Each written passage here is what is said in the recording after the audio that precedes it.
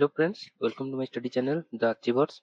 So today ଆମେ geography ର part 8 ଟା discuss କରିବା ଯୋଉଟା କି important ଗୋଟେ question ପ୍ରାୟ ଏଥିରୁ ଆସେ the drainage and rivers of Odisha.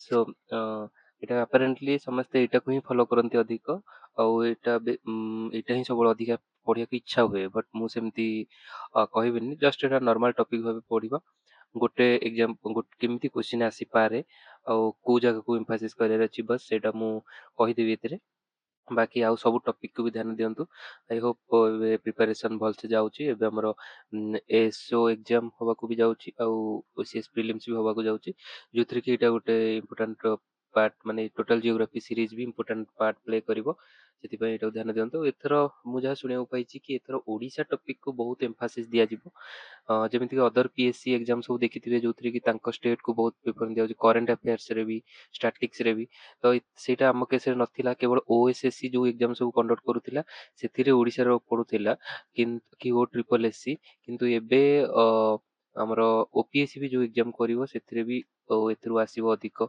Odisha ପାର୍ଟରୁ ଯୋଉଟା କି ମୁଁ ଶୁଣିବାକୁ ପାଇଛି ତ ସେଥିପାଇଁ କହୁଛି କି ଓଡ଼ିଶା ପାର୍ଟକୁ ଆଉ ମୁଁ ଯୋଉ କରେ ସବୁବେଳେ କି ଏନଭାରନମେଣ୍ଟ ଆଉ ପଲିଟିକ୍ସ ଯଦି ଆମେ ଫୋକସ୍ କରୁଛେ ଯୋଉଟା ମୋର ଷ୍ଟ୍ରାଟେଜି ରହିଛି ଏଥର ତ ଆମେ ପ୍ରିଲିମ୍ସ ନିହାତି କ୍ଲିୟର କରିଦେବା ଆଉ ଆରାମସେ ମୁଁ ଦିଟା ସଲ୍ଭ କରି ଯୋଉ ଦେଖେଇଛି ପ୍ରିଭିୟସ୍ ଇୟର କ୍ୱେଶ୍ଚିନ୍ 2024 ଆଉ 23ର ସେଥିରେ ଦେଖିଛି କି କରେଣ୍ଟ ଆଫେୟାର୍ସ ଆଉ ପଲିଟି ଉପରେ ଫୋକସ୍ କରି ଏନଭାରନମେଣ୍ଟ ଉପରେ ଆମେ ଆରାମସେ 50ରୁ ଅଧିକ କ୍ୱେଶ୍ଚିନ୍ କରିପାରୁଛେ ଡିଫିକଲ୍ଟ ପେପର ଥାଇକି ବି ସୋ ଚାଲନ୍ତୁ ତ ଏଇଟା ଗୋଟେ ଏମିତି ଗୋଟେ ବଢିଆ ଡାଇଗ୍ରାମଟା ମୁଁ ପାଇଥିଲି ଓଡ଼ିଶା ରିଭର୍ସ ଆଣ୍ଡ ବେସିନ୍ କରିକି ତ ଏଇଟା ଆମେ ଡିସ୍କସନ୍ କରିବା ପ୍ରଥମେ ପ୍ରଥମେ କିଛିଟା କନସେପ୍ଟ ଦେଖିଦେବା ଦେଖନ୍ତୁ ଡ୍ରେନେଜ ପ୍ୟାଟର୍ନ ଆଉ ରିଭର ସିଷ୍ଟମ କହିଲେ କଣ ବୁଝିବା ଡ୍ରେନେଜ ପ୍ୟାଟର୍ନ କଣ ଆଉ river system drainage pattern means ways river and stream R arranged on the land surface it depends on slope type of rocks and ecological structure think of like a vein of a leaf or branches of a tree ମାନେ ପୁରା tree ଟାକୁ study କରିବା tree ଟାରୁ ପୁରା ଏଟା ମନେକର ହେଲା ଗୋଟେ ଟ୍ରି ତାର ଚେର ଲମ୍ବିଛି ତାର ଗଛ ପତ୍ର ସବୁ ଅଛି ତ ପୁରା ଚେରଠୁ ଆରମ୍ଭ କରିକି ଗଛ ପର୍ଯ୍ୟନ୍ତ ତାର ସବୁ ଡ୍ରେନେଜ ପ୍ୟାଟର୍ନ ପୁରା ସେ କେମିତି ଫ୍ଲୋ ହଉଛି ଏଠି କାହିଁକି ଏମିତି ହେଲା ତାର କୋଉଠି ସ୍ପିଡ କମ ହଉଛି ସ୍ଲୋପ କେତେ ଜମିର ସ୍ଲୋପ କେତେ କୋଉଠି ଇକୋଲୋଜିକାଲ ଷ୍ଟ୍ରକ୍ଚର ସବୁକୁ ଷ୍ଟଡି କରିବା ଆମେ ସେଇଟା ତା ଅଣ୍ଡରରେ ତାପରେ ବେସିନ୍ ଆଉ ୱାଟର ସେଡ୍ ଏଇଠି ଗୋଟେ କନସେପ୍ଟ ଅଛି ସବୁବେଳେ ପିଲା କନଫ୍ୟୁଜ ହୁଅନ୍ତି ବେସିନ୍ ଆଉ ୱାଟର ସେଡ୍ ଆଉ ଆମେ ବି ପଢିଛେ ଗଭର୍ଣ୍ଣମେଣ୍ଟ ସବୁବେଳେ ଟ୍ରାଏ କରୁଛି ୱାଟର ସେଡ୍ ଡେଭଲପମେଣ୍ଟ ତ ବେସିନ୍ ଆଉ ୱାଟର ସେଡ୍ ମାନେ କଣ ଦେଖନ୍ତୁ ମନେକର ଏଇଟା ହେଲା ଦିଟା ପାହାଡ ଅଛି ମାନେ ଏମିତି ଦିଟା ପାହାଡ ଅଛି ଆଉ ଏଇଟା ତାର ପାହାଡର ରିଚ୍ ଟା ମାନେ ଟପ୍ ଟା ଯୋଉଟା ଏଠି ଯେମିତି ଏଇଟା ହେଲା ପାହାଡ ଟପ୍ ଟା ଏଠି ଦିଟା ଏମିତି ତ ଏଇଠୁ ପାଣି ଟା ଯାହା ଏପଟରୁ ଆସୁଛି ଆଡେ ବୋହି ଯାଉଛି ଏଟା ଆଡେ ବୋହି ଯାଉଛି ଠିକ ଅଛି ଯୋଉଟା ପୁରା ଟପ୍ ପାହାଡ ଟା ସେମିତି ଏଇଠି ରିଭର ଟା ଅରିଜିନ୍ ହେଉଛି ମନେକର ସେ ଫ୍ଲୋ ହଉଛି ତା ଦେହରେ ଆସି ଏଠି ଷ୍ଟ୍ରିମ୍ ମିଶିଛି ଏଠି ଷ୍ଟ୍ରିମ୍ ମିଶିଛି ଏଠି ଷ୍ଟ୍ରିମ୍ ମିଶିଛି ଏଠି ଷ୍ଟ୍ରିମ୍ ମିଶିଛି ତ ଏ ଷ୍ଟ୍ରିମ୍ କୁ ପାଣି ଏଠି ମିଶୁଛି ଏଠି ମିଶୁଛି ଏଠି ମିଶୁଛି ଏଠି ମିଶୁଛି ଏ ଷ୍ଟ୍ରିମ୍ କୁ ସେମିତି ଏମିତି ଏମିତି ମିଶୁଛି ତ ୱାଟର ସେଟା କଣ ଆଉ ରିଭର ବେସିନ୍ ରିଭର ବେସିନ୍ ହଉଛି ହୋଲ ଟାକୁ ଆମେ ଷ୍ଟଡି କରିବା ଏଠି ମନେକର ସମୁଦ୍ର ଅଛି ସେ ଆସି ପଡିଛି ତ ରିଭର ବେସିନ୍ ହଉଛି ସେ ଯେତେ ଇଏରେ ଫ୍ଲୋ ହେଇଛି ସବୁ ଯାକୁ ଷ୍ଟଡି କରିବା ରିଭର ବେସିନ୍ କିନ୍ତୁ ୱାଟର ସେଡ୍ କଣ ଏଇ ଇଣ୍ଡିଭିଜୁଆଲ ଗୋଟେ ଷ୍ଟଡି କଲେ ଧର ଛୋଟ ଏରିଆକୁ ଏଇ ରିଭରରେ ମିଶୁଛି ଯୋଉଟା ତାର ସେଇ ଏରିଆକୁ କଭର କରିବା ଟୋଟାଲ ଯେତେ ସେଡ୍ କରୁଛି ୱାଟର ସେ ଏଇ ରିଭର ଟାକୁ ସେଇଟାକୁ କହିଲେ ଆମେ ୱାଟର ସେଡ୍ ମନେକର ଏଇ ୱାଟର ସେଡ୍ ଧରିବା ଏଇଟା ଗୋଟେ ଏଇଟା ସବ ରିଭର ଆହୁରି ସବ ତାକୁ କେତେ ୱାଟର କଭର କରୁଛି ସେ ଏରିଆ କଭର କରିବା ଦେନ୍ ସେଇଟା ବି ଗୋଟେ ୱାଟର ସେଡ୍ ହେଇଯିବ ତ watershed is a small concept ଏଇଟା ମନେ ରଖିବେ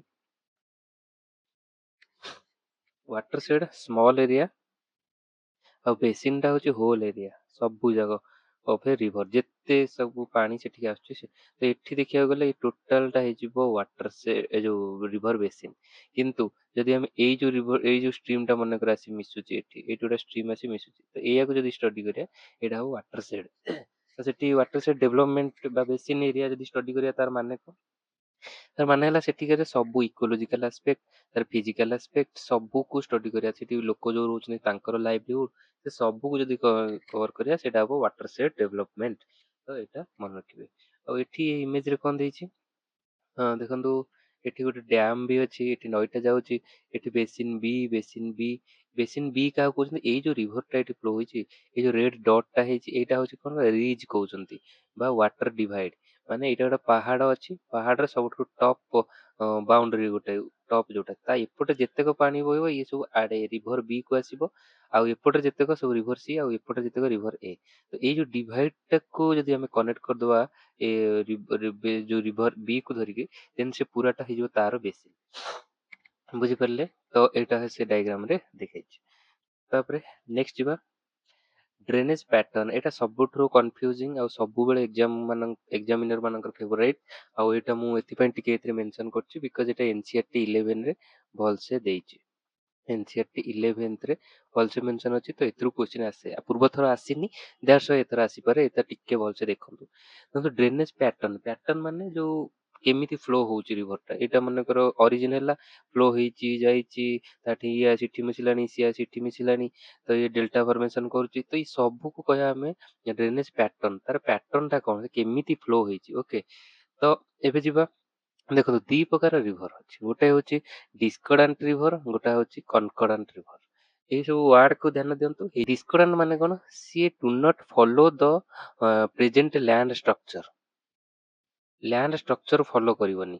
usually the rivers existed before the mountains or the rocks formed. ମାନେ ଲାଇକ, ମାନେ ଏକ୍ସାମ୍ପଲ ଡିସ୍କର୍ଡାଣ୍ଟ, ସେ ୱାର୍ଡର ମାନେ ଡିସ୍ ମାନେ ସମଥିଙ୍ଗ ର ଅପୋଜିଟ, କର୍ଡାଣ୍ଟ ମାନେ along with his the principle, ସେଇ ଯାହା ଯେମିତି ଅଛି। ମନେକର ଏଇଟା ଆମର ଗୋଟେ ଏରିଆ ଅଛି, ତାର ସ୍ଲୋପ ଅଛି ଏମିତି, ଲାଇକ ଆମର କହୁଛେ, ଗୋଟେ ଏକ୍ସାମ୍ପଲ ଦଉଛି। ମନେକର ୱେଷ୍ଟର୍ଣ୍ଣ ଘାଟଟା ଆମର କେମିତିଆ ସ୍ଲୋପ ଅଛି, ଏଇଟା ହେଲା ଆମର ଜେନେରାଲି ୱେଷ୍ଟର୍ଣ୍ଣ ଘାଟର ମାନେ ଇଷ୍ଟ ଆଡକୁ ସ୍ଲୋପ, କିନ୍ତୁ ଏଠି ୱେଷ୍ଟର୍ଣ୍ଣ ଘାଟ ହେଲା, ଆଉ ତାପରେ ଯୋଉ ସମୁଦ୍ର ଅଛି ସେଠିକି ସ୍ଲୋପ ଟିକେ ଅଧିକ ଏମିତି ଅଛି। ଓକେ, ତ ଏଠି ଯେତେକ ରିଭର ହବ ସବୁ ଇଷ୍ଟ ଆଡକୁ ଫ୍ଲୋ ହବ, ଗୋଦାବରୀ, ମହାନଦୀ, କୃଷ୍ଣା, କାବେରୀ ସବୁ ଆଡକୁ ଫ୍ଲୋ ହଉଛି। କିନ୍ତୁ ଏପଟକୁ ଯୋଉଟା ହବ ସେଇଟା ଆରି ଏପଟରେ ଯୋଉଟା ଫ୍ଲୋ ହବ ସେଇଟା ଏପଟରେ ସମୁଦ୍ର ଯାଇକି ବେ ଅଫ ବେଙ୍ଗଲ ରେ ପଡିବ, ରାଇଟ। କିନ୍ତୁ ନର୍ମଦା, ନର୍ମଦା ଆମର କେମିତି ଫ୍ଲୋ ହଉଛି, ସେ ଏପଟରେ ବି ଅରିଜିନ ହେଇକିରି ସେ ଯାଇକି ପଡୁଛି ହେଲା। ତ ୱେଷ୍ଟ କୁ ଯାଉଛି, ସେଟା କଣ ପାଇଁ ନା ସିଏ ମାନୁନି ସେଠି କଣ ଅଛି, ସିଏ ତାକୁ ଗୋଟେ ରିଫ୍ଟ ଭ୍ୟାଲିରେ ଯାଉଛି, ସେ ସେଠି ଅ, ମାନେ ଯାହା ବି ଷ୍ଟ୍ରକ୍ଚର ଥିଲା ସେ ଆଗରୁ ଥିଲା ଧର ରିଭର, କିନ୍ତୁ ପରେ ଯଦି ଅପଲିଫ୍ଟ ହେଇଛି ଏ ମାଉଣ୍ଟେନ ଟା, ସେ ତାକୁ ନ ମାନିକି ସେ ତାକୁ କାଟିକି ବି ଯାଉଛି। ତ ସେଇଟା ଗୋଟେ ପ୍ରକାର ସିଷ୍ଟମ ଆମେ ବୁଝିପାରିବା। ତାପରେ ଆଉ ଗୋଟେ ଧର ଏଇଖିନା ମହାନଦୀ, ଆମର ମହାନଦୀ ଜର୍ଜ ଫର୍ମେସନ କରୁଛି ସାତକୋଶିଆରେ ଗୋଟେ ଜର୍ଜ ଫର୍ମେସନ କରୁଛି। ମାନେ ସେଠି ପାହାଡ ଥିଲା ଇଷ୍ଟର୍ଣ୍ଣ ଘାଟ, ତାକୁ ସେ କାଟିକିରି ମହାନଦୀ ଟା ଏଠି ଫ୍ଲୋ ହଉଛି। ଓକେ, ତ ତାର ଅର୍ଥ ମହାନଦୀ ଆଗରୁ ଥିଲା, ଆଉ ତାପରେ ଇଷ୍ଟର୍ଣ୍ଣ ଘାଟ ଯୋଉ ଆସିଛି ସିଏ ତାକୁ ସେଠି କାଟିକି ବି ଫ୍ଲୋ ହଉଛି। ସେଠି ସିଏ ତାକୁ ମାନୁନି କି ସେଠି ପାହାଡ ପରେ ଆସିଗଲା କି କଣ। ତ ସେଇଟା ହଉଛି ତାର କନସେପ୍ଟ। ତ ସେଠି ଯଦି ସେ ସେମିତି ହେଲା ତ ସେଇଟା କହୁଛନ୍ତି ଡିସ୍କର୍ଡାଣ୍ଟ ରିଭର।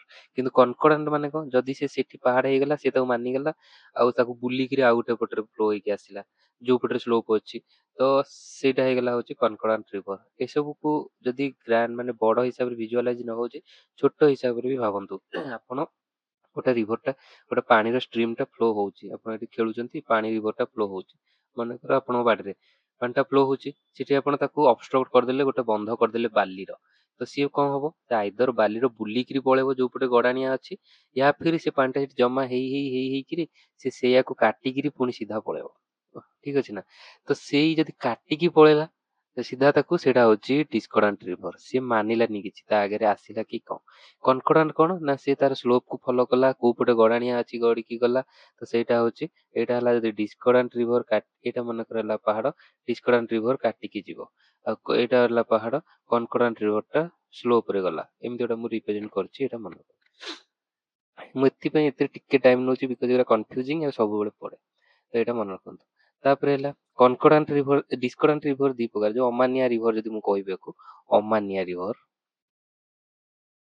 ସିଏ ନେଚର କୁ ମାନୁନାହାନ୍ତି। ଓକେ, अमानिया रिवर दी प्रकार गोटे हूँ आंटेसेडेंट आउ सुपर इम्पोज्ड और एपिजेनेटिक और सुपर इंड्यूस्ड ड्रेनेज एई दीटार एपिजेनेटिक टा इंपोर्टेंट यूपीएससी रे पढ़ी सारी सुपर इम्पो इंड्यूस्ड इंपोर्टेंट एटा देखंतु आंटेसेडेंट और इनकन्सेक्वेंट ये पकेदब कनकॉर्डांट इनकन्सेक्वेंट कन्सेक्वेंट इन एठी देखंतु कनकॉर्डांट अंडर रे भी कन्सेक्वेंट अछि एठी इनकन्सेक्वेंट अछि डिस्कॉर्डांट रो तो एठी कंफ्यूजन टी भलसे नोट भी बनै दंतु आपन को जेमति सुविधा हबो मन रहि जो आंटेसेडेंट रिवर ड्रेनेज माने को a river keeps flowing in the same old path even when mountains rise across it जेन मैं एग्जांपल देली महानदी महानदी फ्रंट रे धर ईस्टर्न घाट आसी गला कि आपण पानी गोटे जगह बहुचे आपण से बाली रो गोटे करदेले बंध तथापि सी ताको क्रॉस करिवो से मानिबोनी सेटा simple idea river is older than the mountain example Indus river cutting across Himalayas, Brahmaputra River cut through Himalaya.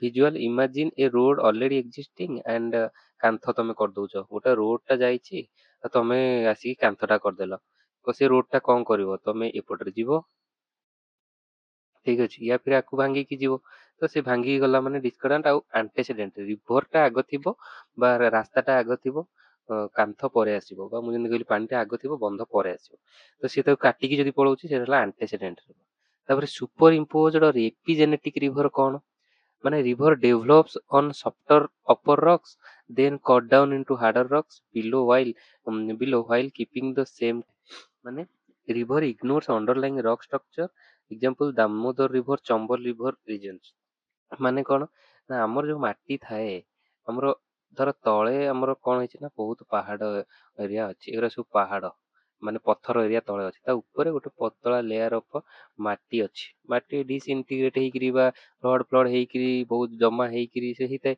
ତା ଉପରେ ଗୋଟେ ରିଭର ଫ୍ଲୋ ହେଲା ତ ସିଏ ଆକୁ କାଟି କାଟି କାଟି ଏଗୁଡାକୁ ଆରାମସେ ବୁହାଇ ନେଇଯିବ ତା ବେଶୀ ଯୋଉଠି ଫ୍ଲୋ ହଉଛି ତ କାଟି କାଟି ଆକୁ ରିମୁଭ କରିଲା ଦେନ୍ ତା ତଳେ ଆସିଲା ଏମିତି ପାହାଡ ସବୁ ଆସିଲା ଟାଣ ପଥର ବାଲା ତ ତାପରେ ସେ ତାକୁ ବି ତା ଉପରେ ଫ୍ଲୋ ହଉଛି କିନ୍ତୁ ଏଠି ରିଭର କୋର୍ସ ଚେଞ୍ଜ କରୁନାହିଁ ସେଠି ସେଇଟା ହବ ସୁପର ଇମ୍ପୋଜ୍ଡ ଅର ଏପିଜେନେଟିକ ଅର ସୁପର ଇଣ୍ଡ୍ୟୁସ୍ଡ ରିଭର ଡ୍ରେନେଜ ସେଟା ଏକ୍ଜାମ୍ପଲ ହେଲା ଦାମୋଦର ରିଭର ଆଉ ଚମ୍ବଲ ରିଭର ତାମାନେ ସେ ଉପର ଅଣ୍ଡରଲାଇଂ ମାନେ ସଫ୍ଟ ରକ୍ କୁ କାଟିକି ତଳକୁ ପଳଉଛି କିନ୍ତୁ ତା କୋର୍ସ ଚେଞ୍ଜ କରୁନି ସିଧା ଅଛି ତ ଏଇଟା ଗୋଟେ ଟେକ୍ନିକାଲ ଜିନିଷ ତ ଏଇଟାକୁ ମନେ ରଖିବେ ଏଇଟା ହେଲା ଆଣ୍ଟିସିଡେଣ୍ଟ ରିଭର ଆଉ ଗୋଟେ ହେଲା ସୁପର ଇମ୍ପୋଜ୍ଡ ରିଭର ସେମିତି concordant follow the rock slope and rock structure naturally ମାନେ ସେ ଯେମିତି ରକ୍ ସ୍ଲୋପ ଥିବ ସେ ସ୍ଲୋପ ଦେଇକି ହିଁ ଯିବ ବୁଲି ବାଲି ହେଇକି ଯିବ ସେ ଜମା ତାର ପାଥ ଚେଞ୍ଜ କରିବ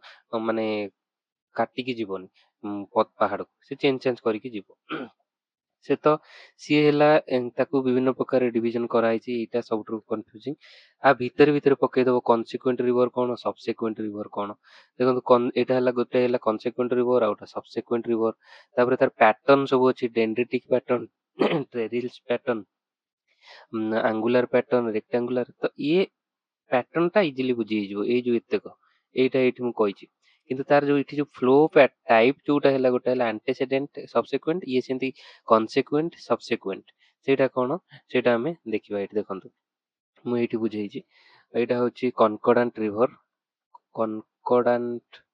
ରିଭର୍ସ ଯୋଉ ପ୍ୟାଟର୍ନ ତାର ସବୁ ଆହୁରି ବି ପ୍ରକାର ଭେଦ ଅଛି ଏଗୁରା ସବୁ କନସିକ୍ୱେଣ୍ଟ ଏଲଙ୍ଗ ଦ ଅରିଜିନାଲ ସ୍ଲୋପ ମାନେ ତାର ଯୋଉ ମେନ୍ ରିଭର ଟା ଧର ମହାନଦୀ କି ଆମେ ଧରିବା ସେ ଏଲଙ୍ଗ ଦ ସ୍ଲୋପ ହିଁ ଯାଉଛି ସେ କିଛି ଚେଞ୍ଜ କରୁନି ମନେକର ମୁଁ କହୁଛି ଦେନ୍ ସେଇଟା ହବ କନସିକ୍ୱେଣ୍ଟ ରିଭର ମେନ୍ ରିଭର ଏଠି ଫୋକସ ହଉଛି main river flowing directly down the original slope ଯୋଉ ଦିଗରେ ସ୍ଲୋପ ସେଇ ଦିଗରେ ହିଁ ଯାଉଛି ଏକ୍ଜାମ୍ପଲ ଯୋଉରା ସବୁ ୱେଷ୍ଟର୍ଣ୍ଣ ଘାଟରେ ପଡୁଛନ୍ତି ବେ ଅଫ ବେଙ୍ଗଲରେ ଗୋଦାବରୀ କ୍ରିଷ୍ଣା କନସିକ୍ୱେଣ୍ଟ ମାନେ ଆକର୍ଡିଂ ଟୁ ସ୍ଲୋପ ଏଇଟା ମନେ ରଖିବେ ତାପରେ ସବସିକ୍ୱେଣ୍ଟ ଆଉ ଗୋଟେ ଏଲଙ୍ଗ ୱିକ୍ ରକ୍ସ ମାନେ ସେକେଣ୍ଡାରୀ ରିଭର୍ସ ଫ୍ଲୋଇଂ ଏଲଙ୍ଗ ଦ ୱିକ୍ ଏଠି ସେକେଣ୍ଡାରୀ ରିଭର ହେଇଗଲା ୱିକ୍ ଯୋଉଟା ଆଫ୍ଟର ମେନ୍ ରିଭର ଡେଭଲପ ମାନେ ଆମର ଏଇଟା ହେଇଗଲା ମହାନଦୀ ଚାଲିଛି ମହାନଦୀର ଏଇଟା ପୁରା ସ୍ଲୋପ ରେ ହିଁ ଚାଲିଛି ଆମେ ଜାଣିଛେ ତ ତାପରେ ସିଏ ତାକୁ ଜଏନ କରୁଛି କୋଉଟା ଇଭ୍ ରିଭର ଆସି ଫ୍ଲୋ ହଉଛି ହେଲା।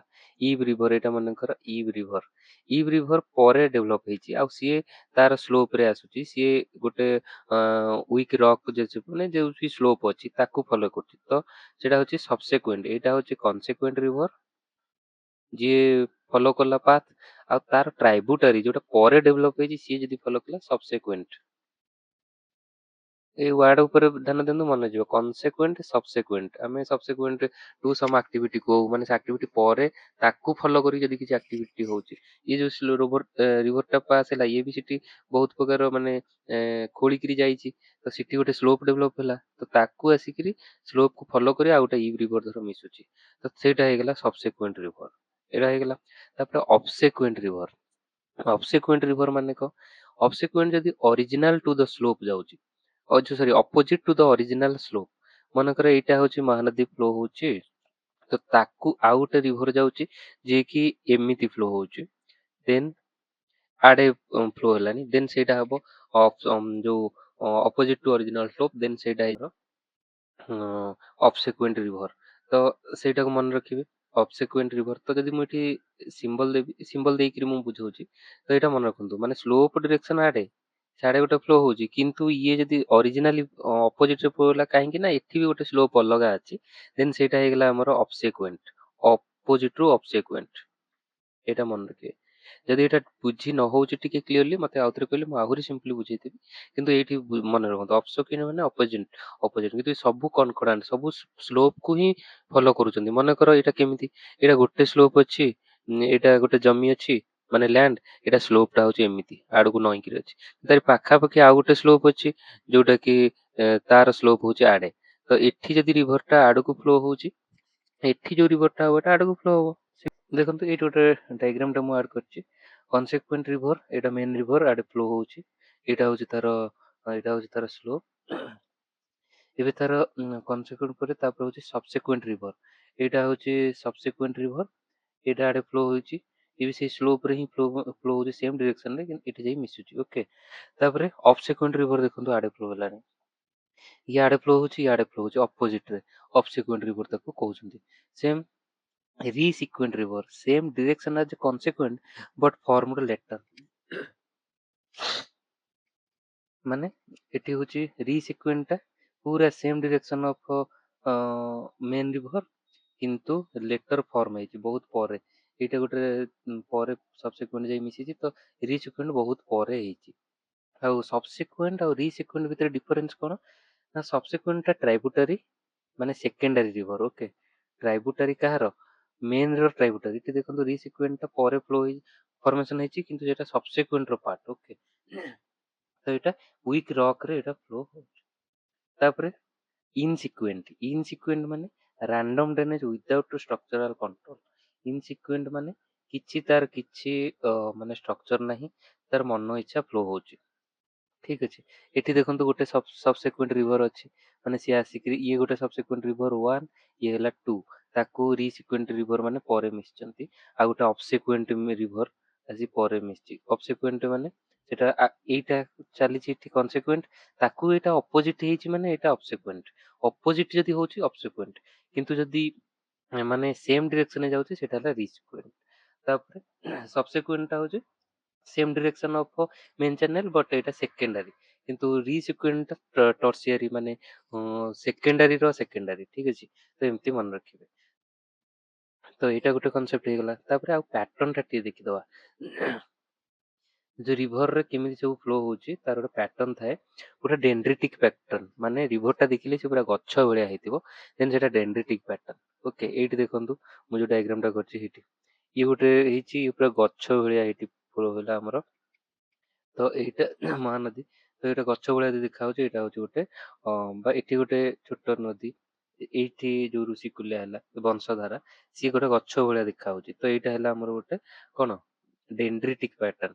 ତାପରେ ପାରାଲାଲ ପ୍ୟାଟର୍ନ, ଦେଖନ୍ତୁ ଏଠି ମେନ୍ ରିଭର ଯାଇଛି, ତାର ଯେତେକ ମାନେ ଟ୍ରାଇବୁଟାରୀ ସବୁ ମିଶିଲେ ତାରି ଦିଗରେ ହିଁ ଫ୍ଲୋ ହଉଛନ୍ତି। ଏଇଟା ଆମେ ଦେଖିଲେ ଏଇଟା କଣ କହୁଛନ୍ତି, ଏଇଟା ହଉଛନ୍ତି ସବସିକ୍ୱେଣ୍ଟ ରିଭର ଆଉ ରିସିକ୍ୱେଣ୍ଟ ରିଭର, ସବୁ ପାରାଲାଲି ଯାଇଛନ୍ତି, ତ ପାରାଲାଲ ରିଭର ତାକୁ ସବୁଠୁ ପକ୍କା କୋଉଟା, ଟ୍ରେଲିସ୍ ଆଉ ସେଣ୍ଟ୍ରିଫ୍ୟୁଗାଲ, ଏଇ ସବୁ ଜିନିଷଟା ହିଁ ପକାଅ ରେକ୍ଟାଙ୍ଗୁଲାର। ଏଇଟା ଏଇ ଦିଟା ଭିତରେ କନଫ୍ୟୁଜନ ହୁଏ, ଆଉ ଆନ୍ୟୁଲାର ବି।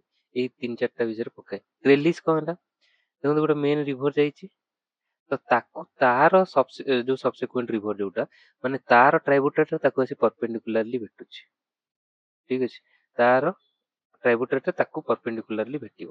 ତ ଏଇଟା ହେଲା ଗୋଟେ ରିଭର, ତ ତାର ଟ୍ରାଇବୁଟାରିଟା ପରପେଣ୍ଡିକୁଲାର ଭେଟୁଛି, ଆକୁ ଯୋଉ ଟ୍ରାଇବୁଟାରି ଆର ପରପେଣ୍ଡିକୁଲାର ଭେଟୁଛି, ସେଇଟା ହେଇଗଲା ଟ୍ରେଲିସ୍ ପ୍ୟାଟର୍ନ। ଏଇଟା ଅଲଗାଟା କନସିଡର କରିବା ଯେତେବେଳେ ଦେଖିଦବା। ରାଡିଆଲ ଦେଖନ୍ତୁ, ଏଇଟା ଯଦି ହେଇଗଲା ଗୋଟେ ସର୍କଲ, ଇଏ ଆଡେ ଯାଉଛି, ଇଏ ଆଡେ ଯାଉଛି, ଇଏ ଆଡେ ଯାଉଛି, ଇଏ ଆଡେ ଯାଉଛି, ତ ଏଇଟା ହେଲା ରାଡିଆଲ।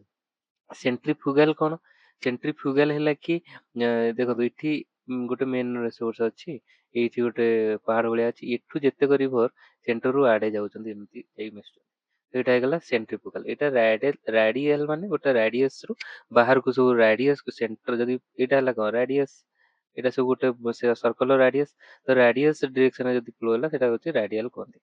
ସେଣ୍ଟ୍ରିଫ୍ୟୁଗାଲ ଟା ହଉଛି ଯଦି ଗୋଟେ ସେଣ୍ଟରରୁ ଅପୋଜିଟ ଡିରେକ୍ସନରେ ଯାଉଛନ୍ତି, ଦେନ୍ ସେଟା କୁହନ୍ତି ସେଣ୍ଟ୍ରିଫ୍ୟୁଗାଲ। ରାଡିଆଲ ଟା ବୋଥ ଇନୱାର୍ଡ ହେଇପାରେ, ଆଉଟୱାର୍ଡ ବି ହେଇପାରେ, କିନ୍ତୁ ସେଣ୍ଟ୍ରିଫ୍ୟୁଗାଲ ଟା ସେଣ୍ଟରରୁ ଆଉଟୱାର୍ଡ ସବୁବେଳେ ହବ।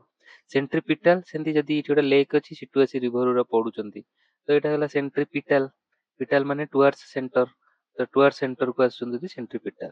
ଡିଷ୍ଟ୍ରିବ୍ୟୁଟାରୀ, ମହାନଦୀର ଯେମିତି ଡିଷ୍ଟ୍ରିବ୍ୟୁଟାରୀ, ଏଇଠୁ ସେ ରିଭରଟା ଭାଙ୍ଗୁଛି ହେଲା, ତ ସେଇଟା କହୁଛନ୍ତି ଡିଷ୍ଟ୍ରିବ୍ୟୁଟାରୀ। ଇଏ ସବୁ ହବ ଡେଲ୍ଟା ଟାଇପ ସବୁ, ଏଠି ସବୁ ଏଗୁରା ସବୁ ଡେଲ୍ଟା ଗୋଟେ ଲେଖା, ଏଇଟା ଗୋଟେ ଡେଲ୍ଟା, ଏଇଟା ଗୋଟେ ଡେଲ୍ଟା, ତ ଡେଲ୍ଟା ଟାଇପ।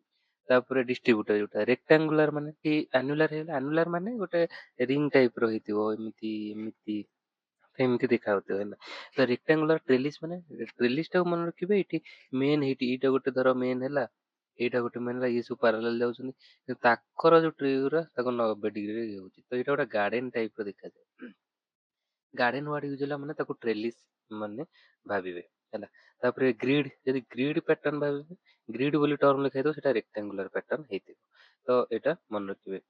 ଏଇଠି ସବୁ ଦେଖନ୍ତୁ, ଏଇଠି ଗୋଟେ ବକ୍ସ ଟାଇପ ର ଦେଖା ହଉଥିବ, ଇଏ ଗୋଟେ ବକ୍ସ ଟାଇପ ର ଦେଖାଗଲାଣି, ଇଏ ତ ଏଇଠି ସବୁ ବକ୍ସ ଟାଇପ ର, ଏଠି ସବୁ ଜାଗା ତାକୁ 90 ଡିଗ୍ରୀରେ, ସବୁ ଜାଗାରେ 90 ଡିଗ୍ରୀରେ ହିଁ ମାନେ ଭେଟୁଛନ୍ତି। ତ ଇଏ ଛୋଟ ଛୋଟ କନସେପ୍ଟ ଜାଣିଲେ, ଏଇଟା ମାନେ ପ୍ରିଲିମ୍ସ ପାଇଁ ଫ୍ୟାକ୍ଚୁଆଲ ଜିନିଷଟା। ତାପରେ ଆମେ ଯିବା ଓଡ଼ିଶାର ରିଭରକୁ।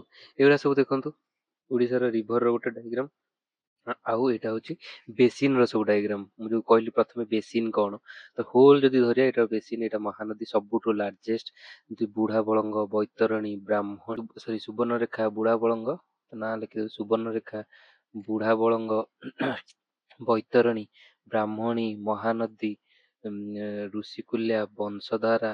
ତ ଏଠି ସବୁ ଏମିତି ରିଭର ଆମର ନର୍ଥ ରୁ ସାଉଥ କୁ ଅଛି, ଏଇଟାକୁ ମନେ ରଖିବେ। ଏଠି ବାହୁଡା ବି ଗୋଟେ ଅଛି, ଏଇଟା ବାହୁଡା। ଏଠି ଏଇଟି ରିଭର ଏତିକି ହିଁ ମନେ ରଖିଦେଲେ ଆମର କାଫି ଜିନିଷ ହେଇଗଲା। ତ ତାପରେ ଏଇଠି ରିଭର ସବୁ ଷ୍ଟ୍ରିମ୍ ସବୁ ଅଛି, ଏଇଟା ସୁବର୍ଣ୍ଣରେଖା, ଏଇଟା ବା ଯୋଉ ବୁଢା ବଳଙ୍ଗ, ସାଳନ୍ଦୀ ରିଭର ଗୋଟେ ଏକ୍ସଟ୍ରା ଅଛି ଏଠି, ତ ବୈତରଣୀ, ବ୍ରାହ୍ମଣୀ, ତ ଏଟାକୁ ଆମେ ଡିଟେଲରେ ଫଲୋ କରିବା। ତ ଏଇଟା ମୁଁ ଦେଇଛି ମ୍ୟାପ୍ ଟାକୁ ଭଲସେ ଟିକେ ଦେଖିବା ପାଇଁ, ଅରିଜିନ କୋଉଠି ହଉଛି, କୋଉଠି ଭିତରେ ପଡୁଛି, ସେଇ ଯୋଉ ପ୍ରକାର ଜିନିଷଟା ଥାଏ। ଏଠି ଦେଖନ୍ତୁ, ଏଠି ସୁବର୍ଣ୍ଣରେଖା ପୁରା ସାଡେ ଚାଲିଲା, ଏଇଠି ଏତିକି ବାଟ ହିଁ ଆମର ଇଣ୍ଡିଆରେ ଚାଲିଛି।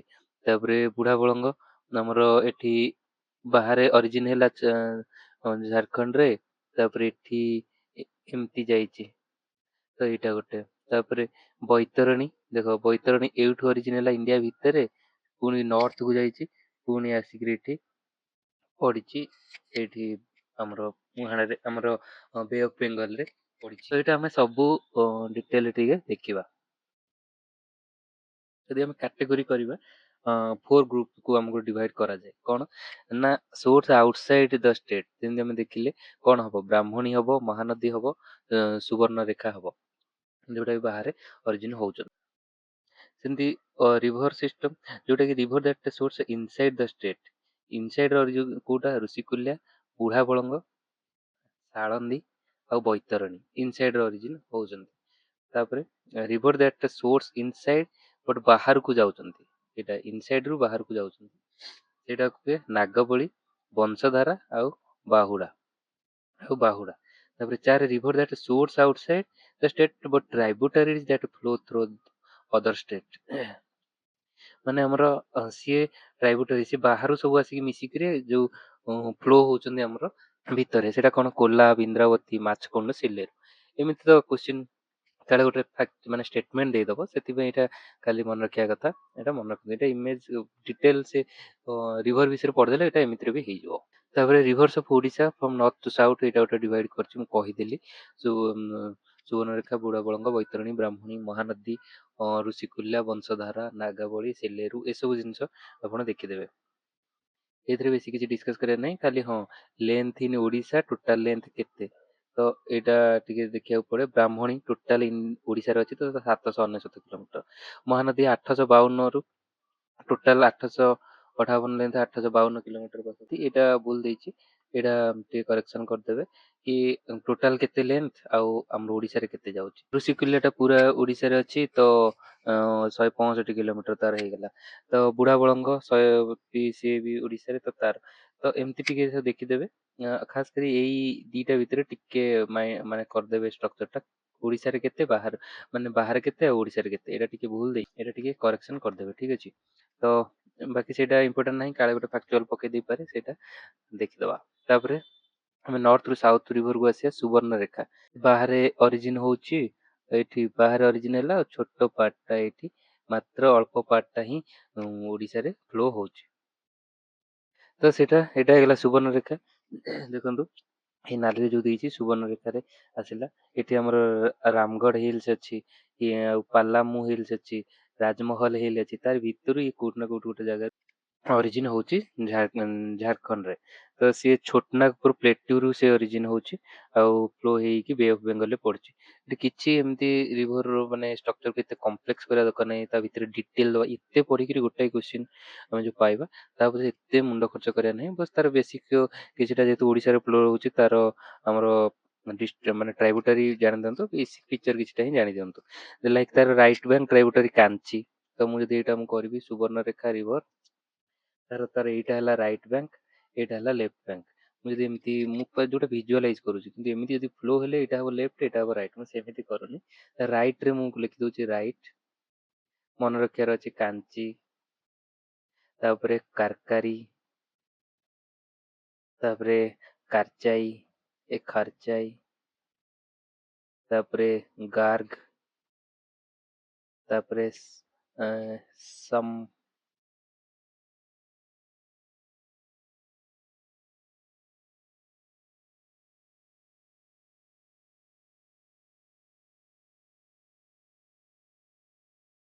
ଏତେ ଇମ୍ପୋର୍ଟାଣ୍ଟ ନାହିଁ ସମ।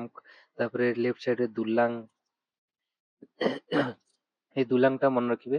କାରଚାଇ ଆଉ ଯୋଉ କାଞ୍ଚି ରିଭର ଆଉ କାରକାଇ, ଏଇଟା ହିଁ ଦି ତିନିଟା ମନେ ରଖିବେ। ଆଉ ଗାର୍ଗ ରିଭର ଟା, ଏଇ ଦି ଚାରିଟା ରିଭର ମନେ ରଖିଦେଲେ ଖାଲି ତାର ଲେଫ୍ଟ ବ୍ୟାଙ୍କ ରାଇଟ ବ୍ୟାଙ୍କ ଟ୍ରାଇବୁଟାରୀ। ତାପରେ ଡ୍ୟାମ ଟା ଯୋଉଟା ଚାନ୍ଦିଲ ଡ୍ୟାମ, ଯୋଉଟା କି ସିନିକ ବିୟୁଟି ପାଇଁ, ସେଟା ଆମର ଇଣ୍ଡିଆରେ ନାହିଁ, ଓଡିଶାରେ ନାହିଁ, ସେଟା ବାହାରେ ଅଛି। ହୁନ୍ଦ୍ରୁ ଫଲସ, ଏଇଟା ଇମ୍ପୋର୍ଟାଣ୍ଟ। ହୁନ୍ଦ୍ରୁ ଫଲସ ସୁବର୍ଣ୍ଣରେଖାରେ ଅଛି, ନ୍ୟାଚୁରାଲ ୱଣ୍ଡର ପାଇଁ। ଆଉ ଭାବନଥା ମହାଦେବ ଟେମ୍ପୁଲ ଅଛି, କିଛି ଦରକାର ନାହିଁ ମନେ ରଖିବା। ଛୋଟନାଗ ପ୍ଲେଟୁରୁ ଏଇଟା ଅରିଜିନ ହେଇଛି, ଏଇଟା ଇମ୍ପୋର୍ଟାଣ୍ଟ। ଛୋଟନାଗ ପ୍ଲେଟୁରୁ ଅଛି, ସେଟା ହିଲ ଷ୍ଟେସନ ଅଛି, ଖାଲି ଅରିଜିନ ଟା ମନେ ରଖିଲେ। ଆଉ ଲେଫ୍ଟ ବ୍ୟାଙ୍କ ଟ୍ରାଇବୁଟାରୀରେ ଦୁଲଙ୍ଗ ରହିଲା। ଆଉ ସୁବର୍ଣ୍ଣରେଖା ମନେକର ସୁବର୍ଣ୍ଣ ସୁନା ଟାଇପ ଦୁଲହନ, ସେ ସୁନା ଟାଇପ ଦେଖାଉଥିବା ଦୁଲହନ, ତ ଦୁଲଙ୍ଗ ତାର ଲେଫ୍ଟ ବ୍ୟାଙ୍କ। ଆଉ କାରଚାଇ, କାଞ୍ଚି, ସେ କାଚ ପିଞ୍ଚି, କାରକାଇ, ତ ଏମିତି କିଛି କିଛି ମନେ ରଖିକିରି ଏଟାକୁ ମନେ ରଖିଦବା, ତ ଇଜି ହବ ଆମ ପାଇଁ। ତ ତିନିଟା କେ ରେ ରହୁଛି, ତିନିଟା କେ, 3K। ଆଉ ଗାର୍ଗ, ତ ସୁବର୍ଣ୍ଣ ଗାର୍ଗ ମାନେ ଗାର୍ଗ ଗୋଟେ କିଛି ବି କେମିତି କରିକି ମନେ ରଖିଦିଅନ୍ତୁ। ତାପରେ ଯିବା, ଏଇଟା ସୁବର୍ଣ୍ଣରେଖାର ପୁରା ମ୍ୟାପ ଟା ଦେଖେଇଛି, ଏଇଟା ପୁରା ବେସିନ ଟା ତାର।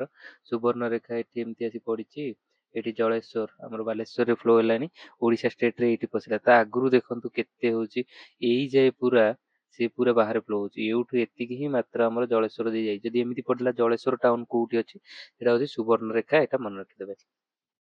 ତ ଏଇଟା ଆମେ କରିଦେଲେ, ଏଥିରେ ବେଶୀ କିଛି କରିବା ଦରକାର ନାହିଁ। ଦେନ୍ ବୁଢାବଳଙ୍ଗ ରିଭର,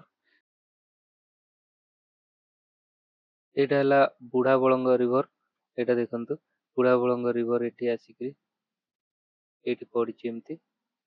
ତ ଏଇଟା ଦିଟା ଏଇଠି ମୟୂରଭଞ୍ଜ ଆଉ ଏଠି ବାଲେଶ୍ୱର ଦିଟା ଷ୍ଟେଟ ରେ ଯାଉଛି। ଏଇଟା ଖାଲି ସୁବର୍ଣ୍ଣରେଖାଟା ଖାଲି ବାଲେଶ୍ୱରରେ ଯାଇଥିଲା। ଓକେ, ଏମିତି ମନେ ରଖିବେ।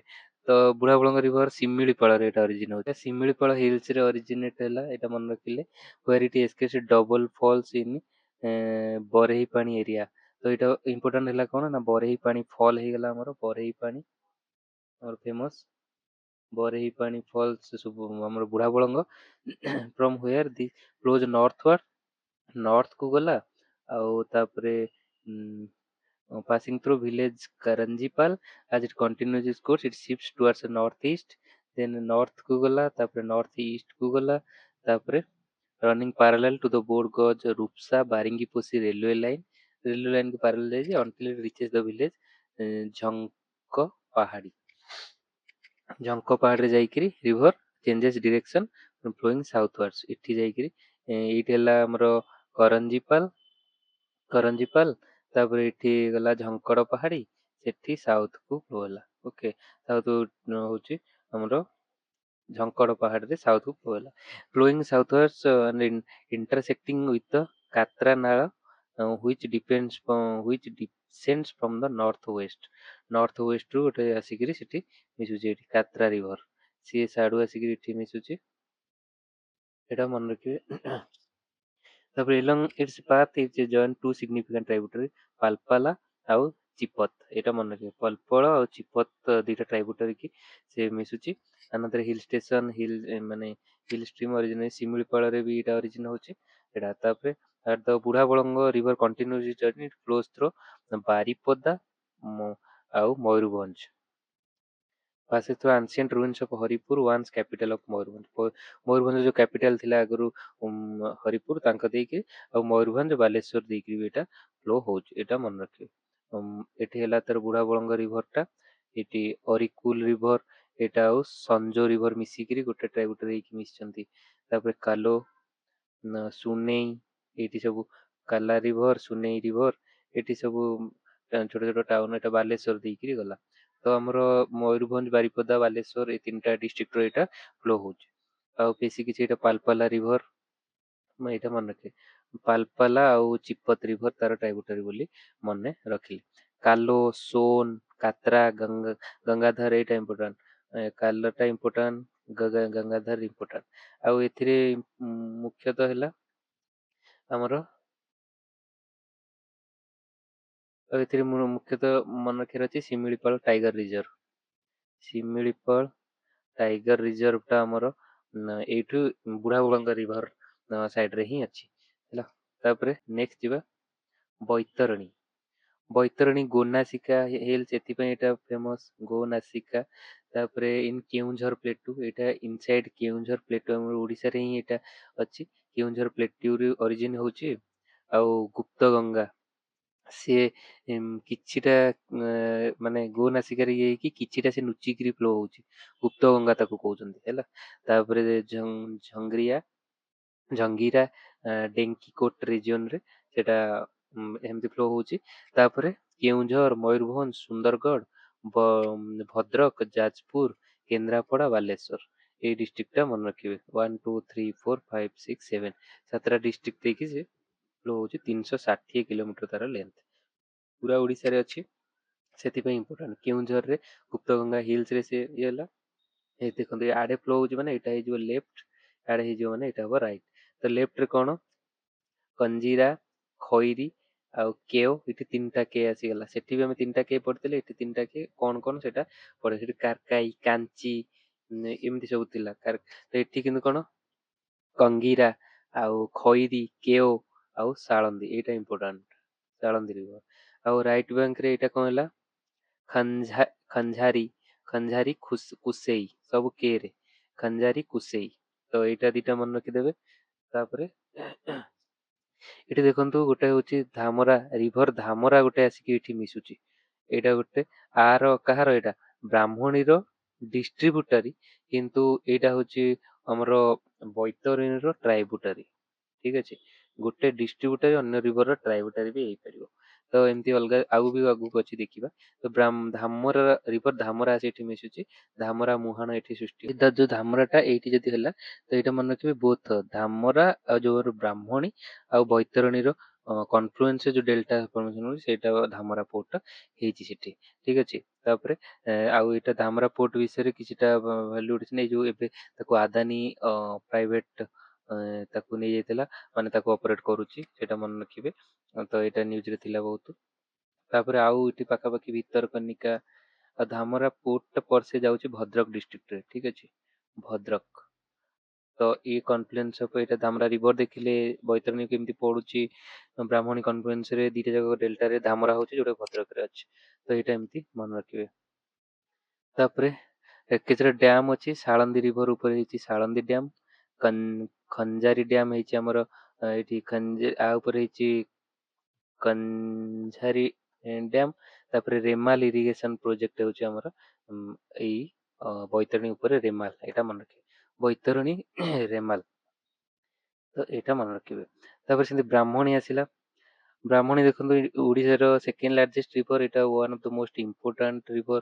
ଏଟା ଉପରେ ଟିକେ ଡିଟେଲ ଦେଖନ୍ତୁ, ସୁନ୍ଦରଗଡ଼, ଅନୁଗୁଳ, ଢେଙ୍କାନାଳ, ଦେଓଗଡ଼, ଯାଜପୁର, କଟକ, କେନ୍ଦ୍ରାପଡ଼ା ଦେଇକି ଫ୍ଲୋ ହଉଛି, କେନ୍ଦ୍ରାପଡ଼ାରେ ପଡୁଛି। ଝାରଖଣ୍ଡରୁ ଅରିଜିନ ହଉଛି, ଏଟା ବାହାରୁ, ଏଟା ଆଉଟରୁ ଇନସାଇଡ୍ ଆସୁଛି।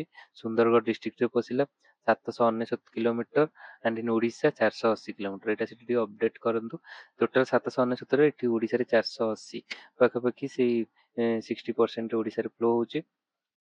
ତାପରେ ରାଇଟ ବ୍ୟାଙ୍କ ଟ୍ରାଇବୁଟାରୀ ଏଠି ସବୁ ଦେଖନ୍ତୁ, ଏଇଟା ହଉଛି ଲେଫ୍ଟ ବ୍ୟାଙ୍କ, ଏଇଟା ରାଇଟ ବ୍ୟାଙ୍କ। ତାପରେ ଗୋହିରା, ତାପରେ ଟିକରା, ସିଙ୍ଗାଲା, ନାଞ୍ଚିରା ଆଉ ବିରୁପା। ତ ଏସବୁ ହଉଛନ୍ତି ତା ରାଇଟ ବ୍ୟାଙ୍କ। ଲେଫ୍ଟ ବ୍ୟାଙ୍କରେ କୁରାଲି, ମାଙ୍କଡ ଆଉ ସାମକାଇ, ରାମିଆଲ, ଆଉ ଏପଟରୁ ବୈତରଣୀରୁ ତ ଏଠି ଆସି ବୈତରଣୀକୁ ଯୋଉ ଧାମରା ଯାଉଛି ଏଇଟା ଆମେ ଦେଖିଲେ, ସେଇଟା ଟ୍ରାଇବୁଟାରୀଟାର ଡିଷ୍ଟ୍ରିବ୍ୟୁଟରଟା ସେଟା ଦେଖିଲେ ଆମେ। Its right bank tributary meets Mahanadi's left bank distributary Birupa. ଏଇଟା ବିରୁପାଟା ଆସିଛି ମହାନଦୀରୁ, ତାର ଗୋଟେ ଡିଷ୍ଟ୍ରିବ୍ୟୁଟର ମହାନଦୀର ଡିଷ୍ଟ୍ରିବ୍ୟୁଟ, ଏଠି ହେଇଗଲା ଆର ଟ୍ରାଇବୁଟାରୀ। ତ ଏଇଟା ଇନ୍ଦୁପୁରରେ ମିଶୁଛି, ତ ସେଇଟାକୁ ଗୋଟେ ମନେ ରଖିବେ। ତ ଏଠୁ ଯାଇକି ଏଠି ମିଶିଛି, ଏଠୁ ଯାଇକି ଏଠି ମିଶିଛି, ତ ଏମିତି ଗୋଟେ କନସେପ୍ଟ ମାନେ କନଫ୍ୟୁଜନ ହେଇପାରେ। ବିରୁପା ଆଉ ଧାମରା ଦିଟା ରିଭର ମନେ ରଖିବେ, ବିରୁପା ଧାମରା। ହୁଇଲର ଆଇଲାଣ୍ଡ ମାନେ କମନ ଆଉଟଲେଟ ବ୍ରାହ୍ମଣୀ ମହାନଦୀ। ଏଠି ଯୋଉ ଆମର ବ୍ରାହ୍ମଣୀ ଧର ପଡିଲା, ଏଠି ଏଇ ଯୋଉ ସରି ମହାନଦୀ, ତ ଏଇଠି ଗୋଟେ କୋଉଠି ଅଛି, ଏଠି ୟାର ଟ୍ରାଇବୁଟାରୀ ସବୁ ଫର୍ମେସନ କରିବ, ଏମିତି ୟାର ଟ୍ରାଇବୁଟାରୀ ସବୁ। ତ ଏଇଠି ଗୋଟେ ଜାଗାରେ ଅଛି ଆମର ହୁଇଲର ଆଇଲାଣ୍ଡ। ତ ଏଇଠି ଆମର ତାକୁ କଣ ଏଇଟା କରୁଛନ୍ତି, ସାଟେଲାଇଟ ଯୋଉ ଆମର ମିସାଇଲ ଟେଷ୍ଟିଂ ହଉଛି। ଠିକ ଅଛି, ଏଇଟା ଆମେ ଜାଣିଛେ, ତ ଏଇଟା ମନେ ରଖିବେ। ତାର ମେନ୍ କିନ୍ତୁ ଆଉ ଗୋଟେ ଜିନିଷ ଏଠି ମନେ ରଖିବେ, ଯୋଉ ଦିଟା ଫର୍ମେସନ ହେଲା ଏଇଠି ରାଉରକେଲାରେ, ଏଇଟା ହିଁ ମେନ୍ ମୁଖ୍ୟ ରିଭର ତାର ବ୍ରାହ୍ମଣୀ ଫଲୋ ହଉଛି। କେମିତି, କୋଏଲ ଆଉ ଶଙ୍ଖ ରିଭର ମିଶିକି। ଠିକ ଅଛି, ସାଉଥ କୋଏଲ ତାକୁ କହୁଛନ୍ତି, କୋଏଲ ଟା କହୁଛନ୍ତି south Koel, arises in Jharkhand, ସେ ବି near Lohardaga on other side of a watershed that also gives rise to Damodar river। ଯୋଉଠୁ ଆମର ଏଇଟା ହେଲା ସାଉଥ କୋଏଲ, ତ ଯୋଉଠି ଦାମୋଦର ରିଭର ଆଡେ ଯାଇଛି, ଦାମୋଦର ରିଭର ସେଇଠୁ କୋଏଲ ଫ୍ଲୋ ହେଇକିରି ଆଡେ ଆସିଛି। ତା ମାନେ ଏଇଠି ଗୋଟେ ୱାଟର ଡିଭାଇଡ ଅଛି, ଯେମିତି ଆମେ ପଢିଲେ। ତ ସେଇଠୁ ଦାମୋଦରଟା ସାଡେ ଯାଇଛି, ତ ତାଙ୍କର ଅରିଜିନ ଟା ମନେ ରଖିବେ ସେମ, ଦାମୋଦରଟା ଯୋଉଠି ସାଉଥ କୋଏଲ ସେଠି, ସିଏ ଆଡକୁ ସାଉଥକୁ ଫ୍ଲୋ ହେଇକି ଆଡେ ଆସିଛି। ତାପରେ ରାଇଟ ରୁ ଶଙ୍ଖ ଆସିକି ମିଶିଛି, ଏଇଟା କୋଉଠି, ବେଦ ବ୍ୟାସ, ରାଉରକେଲାରେ ଫେମସ ଜାଗାଟେ ଅଛି ବେଦ ବ୍ୟାସ, ସେଠି ଆସି ମିଶିଛନ୍ତି। ଫେମସ ରିଭର ହେଇଛି ଆମର ବୈତରଣୀ ରିଭର, ବ୍ରାହ୍ମଣୀ ରିଭର ହେଇଛି। The site of Brahmani's origin is mythologically reputed to be place of where says Parshurama fell in love with the fisherman's daughter Satyavati, who later gave birth to ବେଦ ବ୍ୟାସ। ବେଦ ବ୍ୟାସଙ୍କ ଜନ୍ମ ହେଇଥିଲା ସେ ବର୍ଷରା ଆଉ ସତ୍ୟବତୀଙ୍କର ଠାରୁ ଦି କମ୍ପାଇଲର ଅଫ ମହାଭାରତ, ଯିଏ ମହାଭାରତ ଲେଖିଥିଲେ ଏଇଠି। ତ ଏଥିପାଇଁ ଏଇଟା ହଉଛି ପପୁଲାର ଜାଗାଟା, ଏଇଟା ମନେ ରଖିବେ, most important cultural point of ଭ୍ୟୁରୁ, ଆଉ ଆମର ଜିଓଗ୍ରାଫି ପଏଣ୍ଟ ଅଫ ଭ୍ୟୁରୁ, ଇକୋନୋମି ପଏଣ୍ଟ ଅଫ ଭ୍ୟୁରୁ ବି ଏଇଟା ଇମ୍ପୋର୍ଟାଣ୍ଟ, ଏଇଟା ମନେ ରଖିବେ। ତ ଏଇ ସବୁ ଛୋଟ ଛୋଟ ରେଙ୍ଗାଲି ଡ୍ୟାମ ଟା ଅଛି, ଏଇଠି ଦେଖନ୍ତୁ ରେଙ୍ଗାଲି ଡ୍ୟାମ ଅନୁଗୁଳରେ ପଡୁଛି। ତାଲଚେର ସାମଲ ବ୍ୟାରେଜ ବି ଅଛି ଗୋଟେ, ଆମର ତାଲଚେରରେ। ତାପରେ ଏଠି ଢେଙ୍କାନାଳକୁ ଆସିଲା, ତ ଏସବୁ ଢେଙ୍କାନାଳ, ଅନୁଗୁଳ ରେଙ୍ଗାଲି ଡ୍ୟାମ ଏସବୁ ମନେ ରଖିବେ। ତାପରେ ଦେଓଗଡ଼, ଯାଜପୁର, କଟକ, କେନ୍ଦ୍ରାପଡ଼ା ଦେଇକି ଇଏ ଯାଉଛି। ତାର ଟ୍ରାଇବୁଟାରି ସବୁ ମନେ ରଖି ଦିଅନ୍ତୁ, କିଛିଟା ଟ୍ରିକ୍ କରିକିରି ମନେ ରଖି ଦିଅନ୍ତୁ। ତାପରେ ସେମିତି ମୋଷ୍ଟ ଇମ୍ପୋର୍ଟାଣ୍ଟ ଆମର ମହାନଦୀ, ତାର ଛତିଶଗଡ଼ରେ ତାର ଯଦି ବେସିନଟା ଦେଖିବା 52%, ଛତିଶଗଡ଼ରେ, ଓଡ଼ିଶାରେ 47% ମାତ୍ର, ମହାରାଷ୍ଟ୍ରରେ ମଧ୍ୟପ୍ରଦେଶ, ମାନେ ଟ୍ରାଇବୁଟାରି ଏମିତି ସବୁ ହେଇକିରି ଏତେ ସବୁ ଡିଷ୍ଟ୍ରିକ୍ଟରେ ବି ଅଛି ଟିକେ ଟିକେ। ତ ଏଇଟା ଏତେ ବଡ଼ ଏରିଆକୁ ନେଇଛୁ, one of the important reverse of India. ତ ଟ୍ରାଇବୁଟାରି ସବୁ ଦେଖି ଦିଅନ୍ତୁ, ରାଇଟ୍ ବ୍ୟାଙ୍କ ଟ୍ରାଇବୁଟାରି, ଲେଫ୍ଟ ବ୍ୟାଙ୍କ ଟ୍ରାଇବୁଟାରି। ତ ଏଇଟା ସବୁ ହେଇଗଲା ତାର ମେନ୍। ସିଲାରି, ସୁନ୍ଦର, ସୁଖ, ଜୋଙ୍କ ଏଇଟା ଇମ୍ପୋର୍ଟାଣ୍ଟ। ଜୋଙ୍କ, ତାପରେ ହୀରାକୁଦଟା ଏଇଠି ହେଇଛି। ମଣ୍ଡ, ହସଦେଓ, ସେଓନାଥ, ଚିନାର ଏଇଟା ଇମ୍ପୋର୍ଟାଣ୍ଟ। ସେଓନାଥ, ଯୋଉ ହସଦେଓ ଆଉ ମଣ୍ଡ ଇମ୍ପୋର୍ଟାଣ୍ଟ। ତ ମଣ୍ଡ ପରେ ପରେ ଆମର ହୀରାକୁଦଟା ହେଇଛି, ଏଇଟା ମନେ ରଖିବେ। ତାପରେ ଜିରା, ଜାଉଁ, ଓଙ୍ଗ ଏଇଟା ଇମ୍ପୋର୍ଟାଣ୍ଟ। ତେଲ ଇମ୍ପୋର୍ଟାଣ୍ଟ, ମୃତଙ୍ଗ ଏଇଟା ସବୁ ହେଇଛି। ତ ଏଠି ସବୁ ଏଗୁରା ତାର ନରାଜ ବ୍ୟାରେଜ ପରଠାରୁ ଡିଷ୍ଟ୍ରିବ୍ୟୁଟାରି ସବୁ ଷ୍ଟାର୍ଟ ହେଇଗଲେ। ଦେଖନ୍ତୁ ଡିଷ୍ଟ୍ରିବ୍ୟୁଟାରି, ବିରୁପା ଯାଇକି ମିଶିଲା କୋଉଠି ଆମର ବୈତରଣୀରେ ମିଶିଲା, ସରି ବ୍ରାହ୍ମଣୀରେ ମିଶିଲା। ତ ଏଇଟା ମନେ ରଖିବେ। ଦେନ୍ ଆଉ ଡିଷ୍ଟ୍ରିବ୍ୟୁଟାରି ବିଷୟରେ ବି ଟିକେ ଡିଟେଲରେ ଦେଖିଦବା। ତାପରେ ଏଠି ରାଇଟ୍ ବ୍ୟାଙ୍କ ଟ୍ରିବ୍ୟୁଟାରି ମଧ୍ୟରେ ଓଙ୍ଗ ରିଭର ଇଷ୍ଟର୍ଣ୍ଣ ଘାଟରୁ ଅରିଜିନେଟ୍ ହେଇଛି। ଆଉ ଇରିଗେସନ ପାଇଁ ତେଲ river, largest right bank tributary ତେଲ ରିଭର। ଏମିତି ଯେହେତୁ ମହାନଦୀଟା ଇମ୍ପୋର୍ଟାଣ୍ଟ, ତାର ଟିକେ ଇମ୍ପୋର୍ଟାଣ୍ଟ ଜିନିଷଟା ଦେଖିଦିଅନ୍ତୁ। ନିୟର ସୋନପୁର ପାଖରେ ସେ ଆମର ମିଶୁଛି ମହାନଦୀ ସହିତ। ତାପରେ ଜୋଙ୍କ ରିଭର ଖରିଆର ପ୍ଲେଟୁ ଓଡ଼ିଶାରେ ହେଉଛି, ମହାନଦୀରେ ଛତିଶଗଡ଼କୁ ବି ଯାଉଛି ସେ, ଆଉ ମହାନଦୀରେ ମିଶୁଛି। ତ ଏଠି ସବୁ ଡାଇଗ୍ରାମ ବି ଦେଖିଲେ ବହୁତ ପ୍ରକାର ଜିନିଷ ଦେଖି ଦିଅନ୍ତୁ। ତେଲ ରିଭର ଯଦି ଏଇଟା ହେଲା, ତାହେଲେ ତେଲର ଗୋଟେ ରବି ଅଛି, ଏଇଟା ମେନ୍ ତେଲଟା ଏଇଠି ଗଲା। ତାପରେ ହାରୋଇ ରିଭର ଯାଉଛି, ଉଦନ୍ତୀ ଏଇଟା ଇମ୍ପୋର୍ଟାଣ୍ଟ, ଉଦନ୍ତୀ ଏଇଟା ଛତିଶଗଡ଼ରେ ଯାଉଛି। ଆଉ ସେଠି ତାର ଉଦନ୍ତୀ ଗୋଟେ ନ୍ୟାସନାଲ ପାର୍କ କରାଯାଇଛି। ତାପରେ ଏଠି ତେଲ ଗଲା, ବଲାଙ୍ଗୀର ଏଇଠି ଆସୁଛି। ତ ଦେଇକି ମହାନଦୀରେ ମିଶିଲା। ସେମିତି ଅଙ୍ଗ ରିଭର, ସାଲାବେଭାଟା ଗୋଟେ ଅଛି ତାର, ଦେଓଗଡ଼ ଦେଇକି ଏଠି ଗଲା, ସମ୍ବଲପୁର ଏଠି ରହିଲା। ତ ଆଡେ ସବୁ ହେଇଗଲାଣି। ଏଇଠି କୋଉଠି ଆମର ଓଡ଼ିଶା ପଡ଼ିଯିବ ଏଇଠି କୋଉଠି, ଠିକ ଅଛି, ସମ୍ବଲପୁର ଦେଇଛି। ତ ଏମିତି ତାର ବାଉଣ୍ଡରୀ ଅଛି।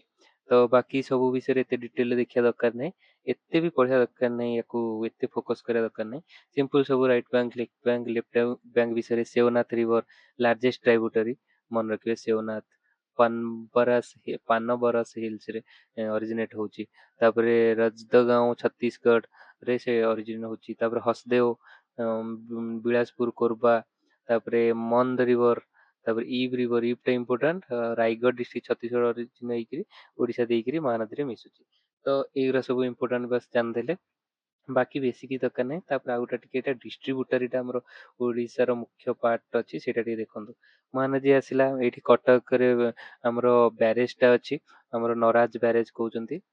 ସେଇଠୁ ଏ ଡିଷ୍ଟ୍ରିବ୍ୟୁଟ ଭାଙ୍ଗିବା ଷ୍ଟାର୍ଟ ହେଇଗଲା। ଦେଖନ୍ତୁ ମେନ୍ ରିଭର ହେଇଗଲା ଗୋଟେ କାଠଯୋଡି ଆଉ ବିରୁପା ଆମେ ଦେଖିଲେ, ସେ ଯାଇକି ବ୍ରାହ୍ମଣୀ ନଦୀରେ ମିଶିଲା, ଠିକ ଅଛି। ଏଠି ବିରୁପା ଯାଇକିରି ମିଶିଲା। ତାପରେ କାଠଯୋଡି ଆସିକିରି ସିଏ ସବୁଠୁ ଭାଙ୍ଗିବା ଷ୍ଟାର୍ଟ ହେଲା। ଏଇଠି କାଠଯୋଡି ଅଳ୍ପ ପୁରା ଫ୍ଲୋ ହେଲା, ସିଏ ତା ଦେହରୁ ଗୋଟେ ଛୋଟ ପାର୍ଟ ହେଇଗଲା କୁଆଖାଇଟା ଆମର ଭୁବନେଶ୍ୱର ସାଇଡରେ ଯୋଉଟା ଯାଇଛି ସେଇଟା ହଉଛି କୁଆଖାଇ। କାଠଯୋଡି ଆସିକିରି ଦି ଭାଗ ହେଲା, ଗୋଟେ ହଉଛି ବିଲୁଆଖାଇ, ଗୋଟେ ହଉଛି ଦେବୀ ନଦୀ, ଠିକ ଅଛି। ବିଲୁଆଖାଇ, ଦେବୀ। ତ ଦେବୀ ନଦୀ ମୁହାଣ ସେଠି ପଡିଲା। ଦେବୀ ନଦୀ ତ ଦେବୀ ନଦୀ ମୁହାଣ ଯୋଉ ପଡୁଛି ଏଠି ହଉଛି ଅସ୍ତରଙ୍ଗ, ଠିକ ଅଛି। ଅସ୍ତରଙ୍ଗ ଓଲଟା ଯିବା, ଆମେ ଏପଟରୁ ଯିବା, ଇଜି ହବ। ଅସ୍ତରଙ୍ଗ ଏଠି ବି ଆମର ଅଲିଭ ରିଡଲେ ଏଠି ବି ହୁଏ, ଅଲଗା ଜାଗା ସହିତ, ଋଷିକୁଲ୍ୟା ମୁହାଣ ସହିତ ଅଲିଭ ରିଡଲେ ଅସ୍ତରଙ୍ଗରେ ବି ହୁଏ, ଠିକ ଅଛି। ତାପରେ ବିଲୁଆଖାଇ, ଏଇଟା ହେଲା ଦେବୀ ଯୋଉ ଭାଙ୍ଗି ଭାଙ୍ଗି ଗଲା। ଏଇ ଯୋଉ ମଝିରେ ଯୋଉ ଏଇ ଷ୍ଟ୍ରକ୍ଚର କଣ, ଏଗୁରା ସବୁ ଛୋଟ ଛୋଟ ମାନେ ଡେଲ୍ଟା ବା ଯୋଉ ଆଇଲାଣ୍ଡ ଫର୍ମେସନ ହେଇଛନ୍ତି। ତାପରେ ବିଲୁଆଖାଇ ଆସିଲା, ବିଲୁଆଖାଇ ଆଡେ ବିଭିନ୍ନ ପାର୍ଟରେ ଏଠି ଭାଙ୍ଗି ଯାଇଛି, ଏଗୁଡାକ ଆମ ଦରକାର ନାହିଁ। ଅଳକା ରିଭର ଯୋଉଟା ଜଗତସିଂହପୁର ଦେଇକି ଯାଇଛି, ଜଗତସିଂହପୁର ଏଇଟା ଜାଣିଛେ ଆମେ। ତାପରେ ଏଠି ଏରସମା ରହିଲା। ତାପରେ ମେନ୍ ମହାନଦୀଟା ଏଇଟା ଫ୍ଲୋ ହେଇଛି, ମେନ୍ ମହାନଦୀଟା ମୁଁ ତାକୁ ମାର୍କ କରିଦଉଛି। ମହାନଦୀଟା ଏଇଟା ହେଇଗଲା ମହାନଦୀ, ଠିକ ଅଛି। ମହାନଦୀ ପାରାଦୀପ ଏଠି ରହିଲା, ପାରାଦୀପର ଜଷ୍ଟ ନର୍ଥ କୁ ମହାନଦୀ ପଡିଲା। ବାକି ଆଡେ ସବୁ ହେଇଗଲାଣି ଡିଷ୍ଟ୍ରିବ୍ୟୁଟର ହେଇଗଲା। ତାପରେ ଯଦି କୁଆଖାଇକୁ ଆସିବା ଏବେ ପୁଣି, ଏଠି କୁଆଖାଇ ଦେଖନ୍ତୁ ଭୁବନେଶ୍ୱର ରହିଲା, ଭୁବନେଶ୍ୱର ସାଇଡରେ କୁଆଖାଇ ରହିଲା। କୁଆଖାଇରୁ ଦି ଭାଗ ଏଠି ହେଲା। ଗୋଟେ ହଉଛି କୁଶଭଦ୍ରା, ଆଉ ଗୋଟେ ହଉଛି ତମର ଦୟା। ଦୟାଟା ଇମ୍ପୋର୍ଟାଣ୍ଟ କାହିଁକି, ଆମର ଯୋଉ ଦୟା ନଦୀ ଯାଉଛି ଧଉଳି ଦେଇକିରି, ମନେକର ଏଠି ହେଇଗଲା ଧଉଳି, ତାପରେ ଡେଲାଙ୍ଗ ଏଠି ଗୋଟେ ଅଛି ଦେଇକିରି ସିଏ ଆସି କୋଉଠି ମିଶୁଛି, ସିଏ ମିଶୁଛି ଦୟା ନଦୀଟା ଆସି ମିଶିଲା ଚିଲିକାରେ, ଏଇଟା ହେଇଗଲା ଚିଲିକା। ଏଇଟା ଇମ୍ପୋର୍ଟାଣ୍ଟ। ଦୟା ନଦୀରେ ଯୋଉ ସୋର୍ସ, ଚିଲିକାର ସୋର୍ସ ସେଇଟା ହଉଛି ମହାନଦୀର ଡିଷ୍ଟ୍ରିବ୍ୟୁଟାରୀ ହଉଛି ଦୟା ନଦୀ। ଦୟା ନଦୀ କୋଉଠୁ ଅରିଜିନ ହେଇଛି, କୁଆଖାଇରୁ। କୁଆଖାଇ କୋଉଠି ଅରିଜିନ ହେଇଛି, ଦୟା ନଦୀ କୁଆଖାଇ, କୁଆଖାଇ ହେଇଛି ଆମର କାଠଯୋଡି, କାଠଯୋଡି ହେଇଛି ମହାନଦୀ। ଏମିତି ସବୁ ମନେ ରଖିବେ। ତାପରେ ଯୋଉ ଭାଙ୍ଗିଛି ଏଠି କୁଆଖାଇଟା, ଗୋଟା ହଉଛି ଭାର୍ଗବୀ ଆଉ ଦୟା ନଦୀ ହେଇଛି। ତ ଦୟା ଆଉ ଭାର୍ଗବୀ ଇଏ ଦିଟା ମିଶି ଭାଙ୍ଗିଛନ୍ତି କୋଉଠୁ, ଦୟା ଆଉ ଭାର୍ଗବୀ ହେଇଛି କୁଆଖାଇରୁ ମିଶିଛନ୍ତି, ଭାଙ୍ଗିଛନ୍ତି। ସିଏ କୋଉ ଜାଗାରୁ ହେଇଛନ୍ତି, ଏଇଟା ମନେ ରଖନ୍ତୁ, କୁଆଖାଇ। କୁଆଖାଇ, କୁଆଖାଇ ଭାଙ୍ଗିଲା, ଗୋଟାଏ ହଉଛି କୁଶଭଦ୍ରା, ଆଉ ଟିକେ ଆଗକୁ ଯାଇକିରି ଦୟା ଆଉ ଭାର୍ଗବୀ। ଭାର୍ଗବୀ ମନେ ରଖିବେ, କୁଆଖାଇଟା ହିଁ ଏମିତି ଅଲଗା ହେଇଛି। ତାପରେ ଯୋଉ ଆମର ସିଏ କୋଉଠୁ ଆସିଛି ଇନଟର୍ନ, କୁଆଖାଇ, କୁଆଖାଇ ଆସିଛି କାଠଯୋଡିରୁ। କାଠଯୋଡି ସିଏ ଭାଙ୍ଗିକିରି ହେଇଛି କୁଆଖାଇ, ଆଉ ନିଜେ ବି କାଠଯୋଡି ଭାବେ ଫ୍ଲୋ ହେଇଛି। ତାପରେ ତା ଆଗରୁ ସିଏ ଆସିଛି କୋଉଠୁ, ମହାନଦୀରୁ। ତ ଏମିତି କିଛି ନା କିଛି ମାଇଣ୍ଡ ମ୍ୟାପ ଟିକେ କରିଦବା କଥା। ଏତେ ସବୁ ଏମିତି କରିବା କଥା କି ହେଲା କି ଯେତେ ଆ ସହିତ ଓରିଏଣ୍ଟେଡ ହେବି ସେତେ ମାଇଣ୍ଡ ମ୍ୟାପ। ଦୟା ନଦୀଟା ପଡିଛି ଚିଲିକାରୁ, ଏମିତି ଆପଣ ମନେ ରଖିଥାନ୍ତୁ। ତାପରେ ଦେଖନ୍ତୁ ଏଇ ଯୋଉ କୁଶଭଦ୍ରା ରିଭର ଗଲା ଏଇଠି କୋଣାର୍କର ଜଷ୍ଟ ସାଉଥ କୁ ପଡିଲା। ପ୍ରାଚୀ ରିଭର ଯୋଉଟା ଆନ୍ସିଏଣ୍ଟ ରିଭର କହୁଛନ୍ତି, ଏବେ ସେଟା ନାହିଁ। ସେଇଟା ପୁରା ଏଇଠି ଏଇଠୁ ଅରିଜିନ ହେଇକି ଆସିଥିଲା, ଏଇଠି ମହାନଦୀରୁ ସିଧା। ବଟ ସିଏ ଆଉ ନାହିଁ, ପ୍ରାଚୀ ରିଭର ଡାଇରେକ୍ଟ ବା କୋଉଠି ଲୁଚି ଯାଇଛି ସେଇଟା। ତ ପ୍ରାଚୀ ରିଭର ମନେ ରଖିବେ। ତାପରେ ଏପଟେ ମହାନଦୀ, ମହାନଦୀରୁ ଗୋଟେ ଏଇଠୁ ରାଇଟ ବ୍ୟାଙ୍କ ରୁ ଟ୍ରାଇବୁଟାରୀ ବାହାରିଲା ନୁନା ଆଉ ଚିତ୍ରୋତ୍ପଳା, ଭାଙ୍ଗିଲା ନୁନା ଆଉ ଚିତ୍ରୋତ୍ପଳା। ନୁନା ଆଉ ଲୁଣି ଭିତରେ କନଫ୍ୟୁଜ ହେବେନି, ନୁନା ଆଉ ଚିତ୍ରୋତ୍ପଳା ସେ ଏଠି ମିଶିଗଲେ। ତାପରେ ଏଠି ଆଉ ଟିକେ ଆଗକୁ ଗଲେ ସେଠି ପାଇକ ବି ରିଭର ହେଇଗଲା। ପାଇକ ସେ ସବୁ ମିଶିକିରି ପଡିଲେ ପାରାଦୀପରେ। ପାରାଦୀପରେ ଜଷ୍ଟ ନର୍ଥ କୁ ମହାନଦୀ ସହିତ ମିଶିକି ପଡିଛନ୍ତି। ତାପରେ ଆମେ ଜାଣିଲେ ବିରୁପା, ବିରୁପା ତ ଆମର ଯାଇକିରି ବ୍ରାହ୍ମଣୀ ସହିତ ମିଶିଗଲା। ଏଇଠି ଦେଖନ୍ତୁ ଗୋଟେ ଇମ୍ପୋର୍ଟାଣ୍ଟ ସ୍ୟାଣ୍ଡ ବାର ହେଇଛି, ଯାହାକୁ ହୁକିଟୋଲା କହୁଛନ୍ତି। ଏଇଟା ଇଂରେଜ ମାନଙ୍କର ବ୍ରିଟିଶ ମାନଙ୍କର ମାନେ ସେ ଛୋଟ ଏଠି ଛୋଟ ଫ୍ୟାକ୍ଟ୍ରି କରିଥିଲେ। ଏଇଟା ଇମ୍ପୋର୍ଟାଣ୍ଟ, ଏବେ ସେଟା ପର୍ଯ୍ୟଟନ ସ୍ଥଳୀ ଅଛି, ପୁରା ଇଣ୍ଡିପେଣ୍ଡେଣ୍ଟ ଆଇଲାଣ୍ଡ ହୁକିଟୋଲା। ଓକେ, ତାପରେ ଏଠି ସେ ବ୍ରାହ୍ମଣୀ ସହିତ ମିଶି ପଡିଛନ୍ତି। ଏଠି ଆମର ହୁଇଲର ଆଇଲାଣ୍ଡ ବି ହଉଛି। ତ this was all about Mahanadi river. ବେଶୀ କିଛି ମାଇଣ୍ଡ ମ୍ୟାପ କରିବା ଦରକାର ନାହିଁ, ବସ୍ ଏତିକି ଖାଲି ମନେ ରଖନ୍ତୁ। ତାପରେ ଋଷିକୁଲ୍ୟା, ଋଷିକୁଲ୍ୟା ଏଇଟା ହେଲା, ଏଇଟା ମହାନଦୀ। ଏଇଟା ଏଇଠି ଆସିକି ଚିଲିକାରେ ପଡିଲା। ଏଇଟା କୋଉ ନଦୀ ପଡିଲେ, ଦୟା ନଦୀ। ତାପରେ ଏଇଟା ସେ ଦେବୀ ନଦୀ। ଏଇଠି ଯୋଉ ଏଠି ଗୋଟେ ନ୍ୟୁଜ ଥିଲା, ଏଇଟା ନ୍ୟୁଜ ରୁ ଆଣିଛି ମୁଁ। ଯୋଉ ଯୋଉଠି ମାସ୍ ନେଷ୍ଟିଂ ଆମର ଅଲିଭ ରିଡଲେ କୋଉଠି ସବୁ ହେଇଛି, ଏଠି ଗୋଟେ ହଉଛି ଋଷିକୁଲ୍ୟା, ଏଠି ଦେବୀ ନଦୀ, ଏଠି ଗହିର ମଥା ଆଉ ଅଲିଭ ରିଡଲେ। ତ ଧାମରା ଏଠି ଉପରେ ଅଛି। ବଟ ଏଇ ଯୋଉ ତିନିଟା ରିଜିଅନ ମୁଖ୍ୟ। ଗୋଟେ କ୍ୱେଶ୍ଚିନ୍ ପଡିଥିଲା କି ଆମ କୋଉ ଅଲଗା ସାଇଡ ରେ ବି ସବୁ ହୁଏ ଆମର ଅଲିଭ ରିଡଲେ, ତ ଖାଲି ଋଷିକୁଲ୍ୟା ବା ଗହିର ମଥାରେ ନୁହେଁ, ଏଠି ଦେବୀ ନଦୀରେ ବି ହୁଏ। ଦେଖନ୍ତୁ ଦେବୀ ନଦୀରେ ହୁଏ, ଆଉ ଗହିର ମଥା ଆଉ ମାସ୍ ନେଷ୍ଟିଂ ଋଷିକୁଲ୍ୟାରେ ବି ହୁଏ। ତ ଋଷିକୁଲ୍ୟା ସେଥିପାଇଁ ଜାଣନ୍ତୁ, ଋଷିକୁଲ୍ୟା ଋଷିମାଲା ହିଲ୍ସ ରୁ ଆସିଛି, ମନେ ରଖିବେ। ପୁରା ଓଡିଶା ଭିତରେ ଅଛି। ତାର ଲେଫ୍ଟ ବ୍ୟାଙ୍କ ଟ୍ରାଇବୁଟାରୀ କଣ ଅଛି, ବଡ ନଦୀ, ବଡ ନଦୀ, ବାସୁଆ ଆଉ ଧମାଇ ଆଉ ପତମା ଆଉ ଘୋଡହାଡା। ଘୋଡାହାଡା ତ ସେଇଟା ଅଛି। ଏମିତି ଚାରିଟା ମାନେ ପାଞ୍ଚଟା ଏଠି ଡିଷ୍ଟ୍ରିକ୍ଟ ତାର ଟ୍ରାଇବୁଟାରୀ ହେଇଗଲା। ଆଉ ଘୋଡାହାଡା ଡ୍ୟାମ ଟା ଅଛି ଘୋଡାହାଡା ଉପରେ। କନ୍ଧମାଳ ଆଣ୍ଡ ଗଞ୍ଜାମ ଡିଷ୍ଟ୍ରିକ୍ଟ ଦେଇକି ଯାଉଛି 1000 metre from Rushimala hill part ଆଉ ଦାରିଙ୍ଗବାଡି ହିଲ୍ସ ଇଷ୍ଟର୍ଣ୍ଣ ଘାଟର Daringbadi where river origin is called the Kashmir of Odisha. ଦାରିଙ୍ଗବାଡିରେ ସେ ଅରିଜିନ ହଉଛି, ଦାରିଙ୍ଗବାଡି, ଏଇଟା ମନେ ରଖିବେ। ସେ ଯୋଉ ଆମ ଦାରିଙ୍ଗବାଡି ହିଲ୍ ଷ୍ଟେସନ ଯାଉ କାଶ୍ମୀର ଅଫ୍ ଓଡିଶା କୁହନ୍ତି। ଏଇଟା ଋଷିକୂଲ୍ୟା। ଏଠି ଆମର ଅଲିଭ୍ ରିଡଲେ ଅରିବାଡା କହୁଛନ୍ତି ୟାକୁ, ଯୋଉଠି କି ମାନେ ଅଲିଭ୍ ରିଡଲେ ଟର୍ଟଲ ଟା ହ୍ୟାଚିଂ କରନ୍ତି। ଆଉ ରିଭର ସିଷ୍ଟମ କୁ ଏତିକି ହିଁ ବାସ୍ ମନେ ରଖନ୍ତୁ, ବେଶୀ ଭିତରୁ ସେ ପକଉଛି ବି ଗୋଟେ ଦିଟା କ୍ୱେଶ୍ଚିନ୍ ଆମେ ଗୋଟେ କ୍ୱେଶ୍ଚିନ୍ ଛାଡି ଦେଇ ପାରିବା, ବାସ୍ ଆଉ କୋଉ ରିଭର କୂଳରେ କୋଉ ମାନେ ମନ୍ଦିର ଅଛି ସେ ସବୁ ଟିକେ ଦେଖିଦେବେ ବାସ୍। ବାକି ଏତେ ମାଇଣ୍ଡ ମାନେ ତା ଦେହରେ ଟାଇମ ଦବା ଇଏ କରିବା, ଏଇଟା ରିଭର ସବୁଠୁ ଇଣ୍ଟରେଷ୍ଟିଂ ଲାଗେ ସମସ୍ତଙ୍କୁ, ବଟ୍ ଏତେ ବି ପଢିବା ଦରକାର ନାହିଁ ଗୋଟେ କ୍ୱେଶ୍ଚିନ୍ ପାଇଁ, ଠିକ ଅଛି। ସେମିତି ଅଲଗା ସବୁ ରିଭର ସବୁ ବାହୁଡା ରିଭର ଏଠି ଅଛି, ତା ବିଷୟରେ ଟିକେ ଟିକେ ଅଛି, ସେଟାକୁ ଖାଲି ପଢି ଦିଅନ୍ତୁ, ଠିକ ଅଛି। ବେଶୀ କିଛି ପଢିବା ଦରକାର ନାହିଁ। ନାଗାବଳୀ ରିଭର, ତାପରେ ତାର କୋଉ ଡ୍ୟାମ ଅଛି ବା କୋଉ କୋଲାବ, ଆମର ଯେମିତି ଗୋଦାବରୀ ସିଷ୍ଟମ ରେ ଇନ୍ଦ୍ରାବତୀ, କୋଲାବ, ମାଛକୁଣ୍ଡ, ସିଲେରୁ, ଏସବୁ ନ୍ୟୁଜ, ଆଉ ନ୍ୟୁଜରେ ସବୁବେଳେ ଟିକେ ଫଲୋ କରୁଥିବେ। ସିଲେରୁ ଟା ଦେଖନ୍ତୁ, ମାଛକୁଣ୍ଡ ରିଭର ବି କହୁଛନ୍ତି, ଟ୍ରାଇବୁଟାରୀ of Sabari river, Andhra Pradesh original ଅଛି, ଓଡିଶାକୁ ଦେଇକି ଫ୍ଲୋ ହଉଛି। ଆଉ ମୋଟୁରେ ଯୋଉ ଆମର ଏଇଟା ଅଛି controversy, Motu extreme south west point of Odisha. Sileru river original, sorry ପୁରା ଭୁଲ କହିଲି, ମୋଟୁଟା ପୁରା ସାଉଦର୍ନ ମୋଷ୍ଟ ଆମର ଭିଲେଜ ଅଫ ଓଡିଶା, ତ ସେଠି ଯାଉଛି ଇଷ୍ଟର୍ଣ୍ଣ ଘାଟ ଦେଇକି। ତ ଏଇଟା ସବୁ ଛୋଟ ଛୋଟ ଇମ୍ପୋର୍ଟାଣ୍ଟ ଇଣ୍ଟରେଷ୍ଟିଂ ପଏଣ୍ଟ, ଏଇଟା ବିଷୟରେ ଜାଣିଦେବେ। ଆର୍ଟିଫିସିଆଲ ରିଜର୍ଭର ଆଉ ଲେକ୍, ଆର୍ଟିଫିସିଆଲ ମାନେ କଣ, ଯେମିତି ହୀରାକୁଦର ଫର୍ମେସନ ଅଛି ଡ୍ୟାମ ଯୋଉ, ସେମିତି ଆର୍ଟିଫିସିଆଲ କୋଲାବ ହେଇଛି କୋରାପୁଟ କୋଲାବ ରିଭରରେ, ଏଇଗୁରା ସବୁ ପଡିଯିବେ କୋଉଠି, କଣ ସରୋଦା ରିଜର୍ଭର, ଋଷିକୂଲ୍ୟା, ଏଇଟା ତା ନାଁ ସହିତ ମ୍ୟାଚ୍ କରୁନି, ସେଥିପାଇଁ ଇମ୍ପୋର୍ଟାଣ୍ଟ। ସୋରଡା ହଉଛି ଋଷିକୂଲ୍ୟା। ବାଲିମେଳା ସିଲେରୁ ରିଭର ଉପରେ। ମହାନଦୀ ବ୍ୟାରେଜ, ମହାନଦୀ, ତାପରେ ନରାଜ, ମହାନଦୀ ବ୍ୟାରେଜ ଟା ପକେଇଦବ କୋଉଠି ଅଛି। ତାପରେ ସାଲିଆ ରିଭର, ସଲିଆ ରିଭରରେ ଅଛି, ନୟାଗଡ ଡିଷ୍ଟ୍ରିକ୍ଟରେ ହେଇଛି। ଦେନ୍ ଅଜଙ୍ଗ, ଏ ସବୁ ଏମିତି ଯୋଉ ଡେରାସ ଆମର ଭୁବନେଶ୍ୱରରେ ଅଛି, ଖୋର୍ଦ୍ଧା ଡିଷ୍ଟ୍ରିକ୍ଟ ହିଲ୍ ରିଜର୍ଭର ଅଛି। ତାପରେ ରେଙ୍ଗାଲି ରିଜର୍ଭର ବି ହେଇଛି ବ୍ରାହ୍ମଣୀ ରିଭର ଉପରେ, ଆମେ ଦେଖିଲେ। ତାପରେ ଧୁଆଁଧର ରିଜର୍ଭର ଢେଙ୍କାନାଳ, ଏଇ ସବୁ ଜିନିଷ। ତାପରେ ୱାଟରଫଲ ଟା ଟିକେ ଦେଖିଦେବେ, ବରେଇ ପାଣି second largest waterfall in India ବୋଲି କହୁଛନ୍ତି, ମୟୂରଭଞ୍ଜରେ ହେଇଛି 400 ମିଟର। ତାପରେ 300 ମିଟର ହେଲାନି ଲୁଲୁଙ୍ଗ, ମୟୂରଭଞ୍ଜରେ ଅଛି। ଡୁଡୁମା, ତ ଏଇ ସବୁ ପୁଟୁଡି ଏ ସବୁ ଇମ୍ପୋର୍ଟାଣ୍ଟ କୋଉ ଡିଷ୍ଟ୍ରିକ୍ଟରେ ଅଛି, ଏଟାକୁ ଟିକେ ଦେଖି ଦିଅନ୍ତୁ। ପ୍ରତି ଏମିତି ଡିଟେଲରେ ଖାଲି ଏଇଟା ପଢିବା କଥା, ଏଇଟା ମୁଁ ଖାଲି ପଢି ଦେଇଗଲେ ଟାଇମ ଖାଲି ଯିବ, ଆପଣ ଖାଲି ତାକୁ ମନେ ରଖିଦେବେ, ଟିକେ ଟ୍ରିକ୍ କରିକି ମନେ ରଖିଦେବେ। ପ୍ରଧାନ ପଥ ଦେଓଗଡ଼, ତ କିଛି ତାକୁ ପ୍ରତିଦିନ, ମନେକର ନ୍ୟୁଜ ପେପର ପ୍ରଧାନରୁ ପ୍ରତିଦିନ 2ରେ ଦେଓଗଡ଼, ଏମିତି କରି କିଛି ନା କିଛି ମନେ ରଖିଦେବେ। ହଟ୍ ସ୍ପ୍ରିଙ୍ଗ କେତେଟା ଅଛି, ଅଟ୍ରି, ଖୋର୍ଦ୍ଧା, ଦେଉଳଝରି, ଏମିତି ସବୁ କିଛିଟା ଅଛି।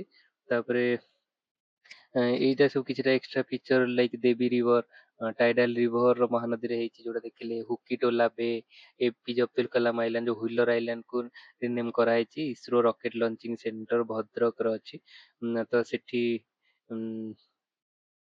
ଏଇଟା ଟିକେ ଦେଖିଦିଅନ୍ତୁ, ଏଇଟା ନୁହେଁ, ଏଇଟା ରକେଟ ଲଞ୍ଚିଂ ନୁହଁ, ଏଠି ଆମର ଯୋଉ ମିସାଇଲ ଟେଷ୍ଟିଂ ସେଣ୍ଟର, ମିସାଇଲ। ତାପରେ ସୁବଲ୍ୟ ଆଇଲାଣ୍ଡ ଗୋଟେ ଅଛି, ଏଇଟା ଇମ୍ପୋର୍ଟାଣ୍ଟ, ସୁବଲ୍ୟ ଆଇଲାଣ୍ଡ, ଏଇଟା ମହାନଦୀ ଆଉ ସୁରୁ ବାଲିଜୋରା ସୋନପୁର ଡିଷ୍ଟ୍ରିକ୍ଟ ହେଇଛି, ଯୋଉଠି ସେଠି ଗୋଟେ ସୁବଲ୍ୟ ଆଇଲାଣ୍ଡ, ଇନଲ୍ୟାଣ୍ଡ ଆଇଲାଣ୍ଡ ଏଇଟା।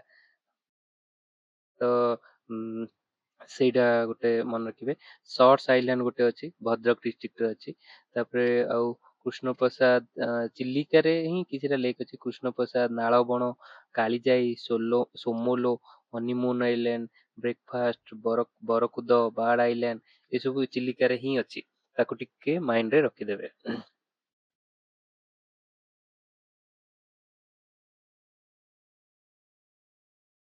ତାପରେ ଏଇଟା ଓଡିଶାର ରିଭର କନଫ୍ଲିକ୍ଟ ସବୁ ଜାଣିଛି, ମହାନଦୀରେ ଚାଲିଛି 2016 ଷ୍ଟାର୍ଟ ହେଲାଣି ଛତିଶଗଡ ଭିତରେ ୱାଟର, ତ ଏଇଟା ଚାଲିଛି।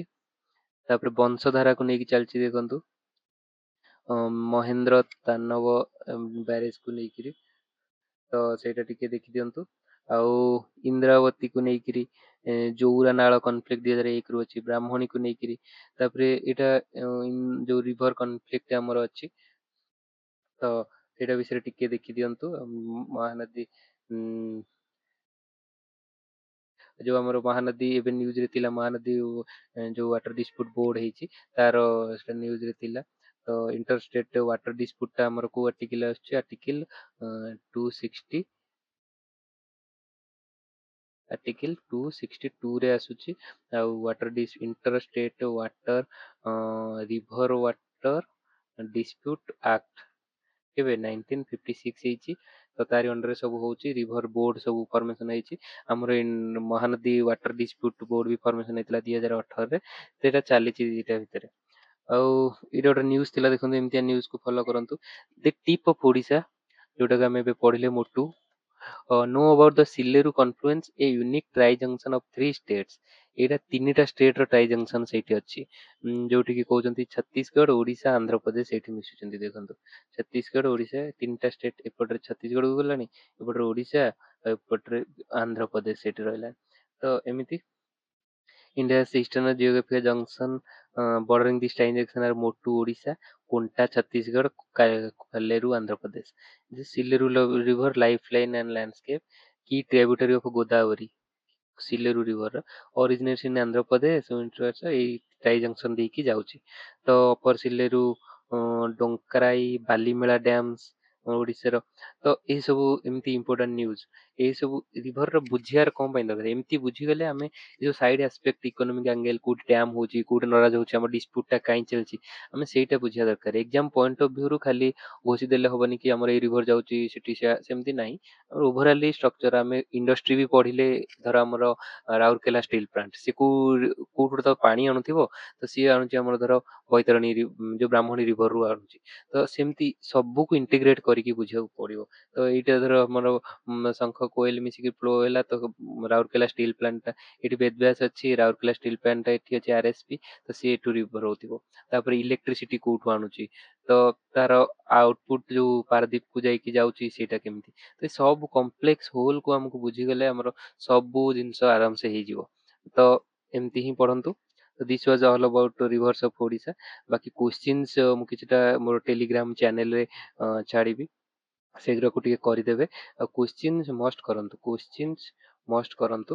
ପିପାଲାଙ୍କା ରେଞ୍ଜରେ ଏନଭାରମେଣ୍ଟାଲ କନସର୍ନ କୋଉଟା ହେଇପାରିବ, ତ ଏଇଟା ଆନ୍ସର ହଉଛି ଋଷିକୁଲ୍ୟା ରିଭର।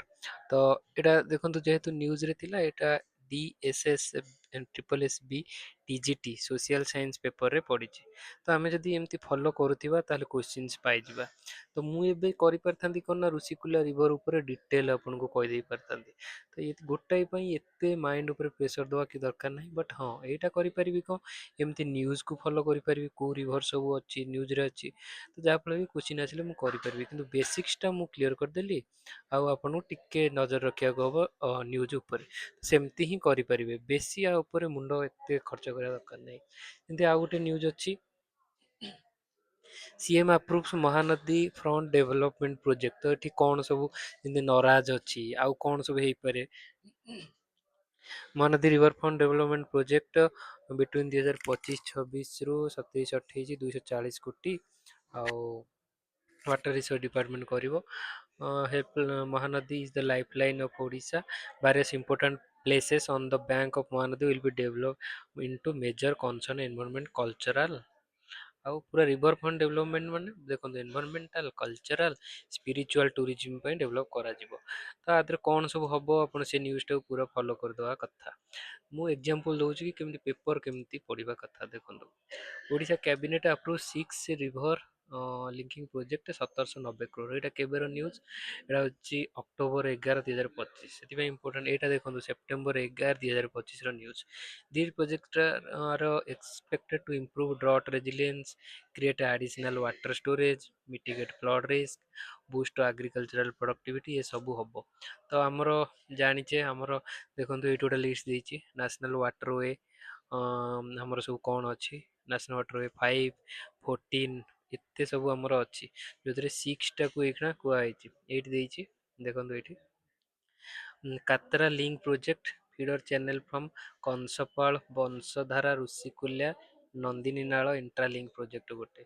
ତାପରେ Hiradharbati flood flow channel project, Bahuda Tampara link project, Ang Suktel project, Telengiri upper Kola project. ତ ଏସବୁ ଛୋଟ ଛୋଟ ନଦୀକୁ ବି ଇଏ କରୁଛନ୍ତି। ଗୋଟାଏ ଜାଗାରେ ଯଦି ଫ୍ଲଡ ହେଉଛି, ଆଉ ଗୋଟେ ଜାଗାରେ ଡ୍ରଟ୍ ହେଉଛି, ତାକୁ କନେକ୍ଟ କରିଦେଲେ ସେ ମ୍ୟାନେଜ ହେଇଯିବ। ତ ଆଉ ଗୋଟେ ହେଉଛି କ୍ୟାବିନେଟ ନବକୃଷ୍ଣ ଚୌଧୁରୀ ସେଚ ଉନ୍ନୟନ ଯୋଜନା। ତ ନବକୃଷ୍ଣ ଚୌଧୁରୀ ଆମର ଯେଉଁ CM ଥିଲେ ତାଙ୍କ ବିଷୟରେ ଟିକେ ଦେଖିଦିଅନ୍ତୁ କ'ଣ ସେ ଅଛି। ତ ଏସବୁ ଜିନିଷ ହବାର ଅଛି। ତ ଦେଖ ଏଇସବୁ ହିଁ ଆମର ଏକ୍ଜାମିନରଙ୍କର ଫୋକସ୍‌ରେ ରହିବ।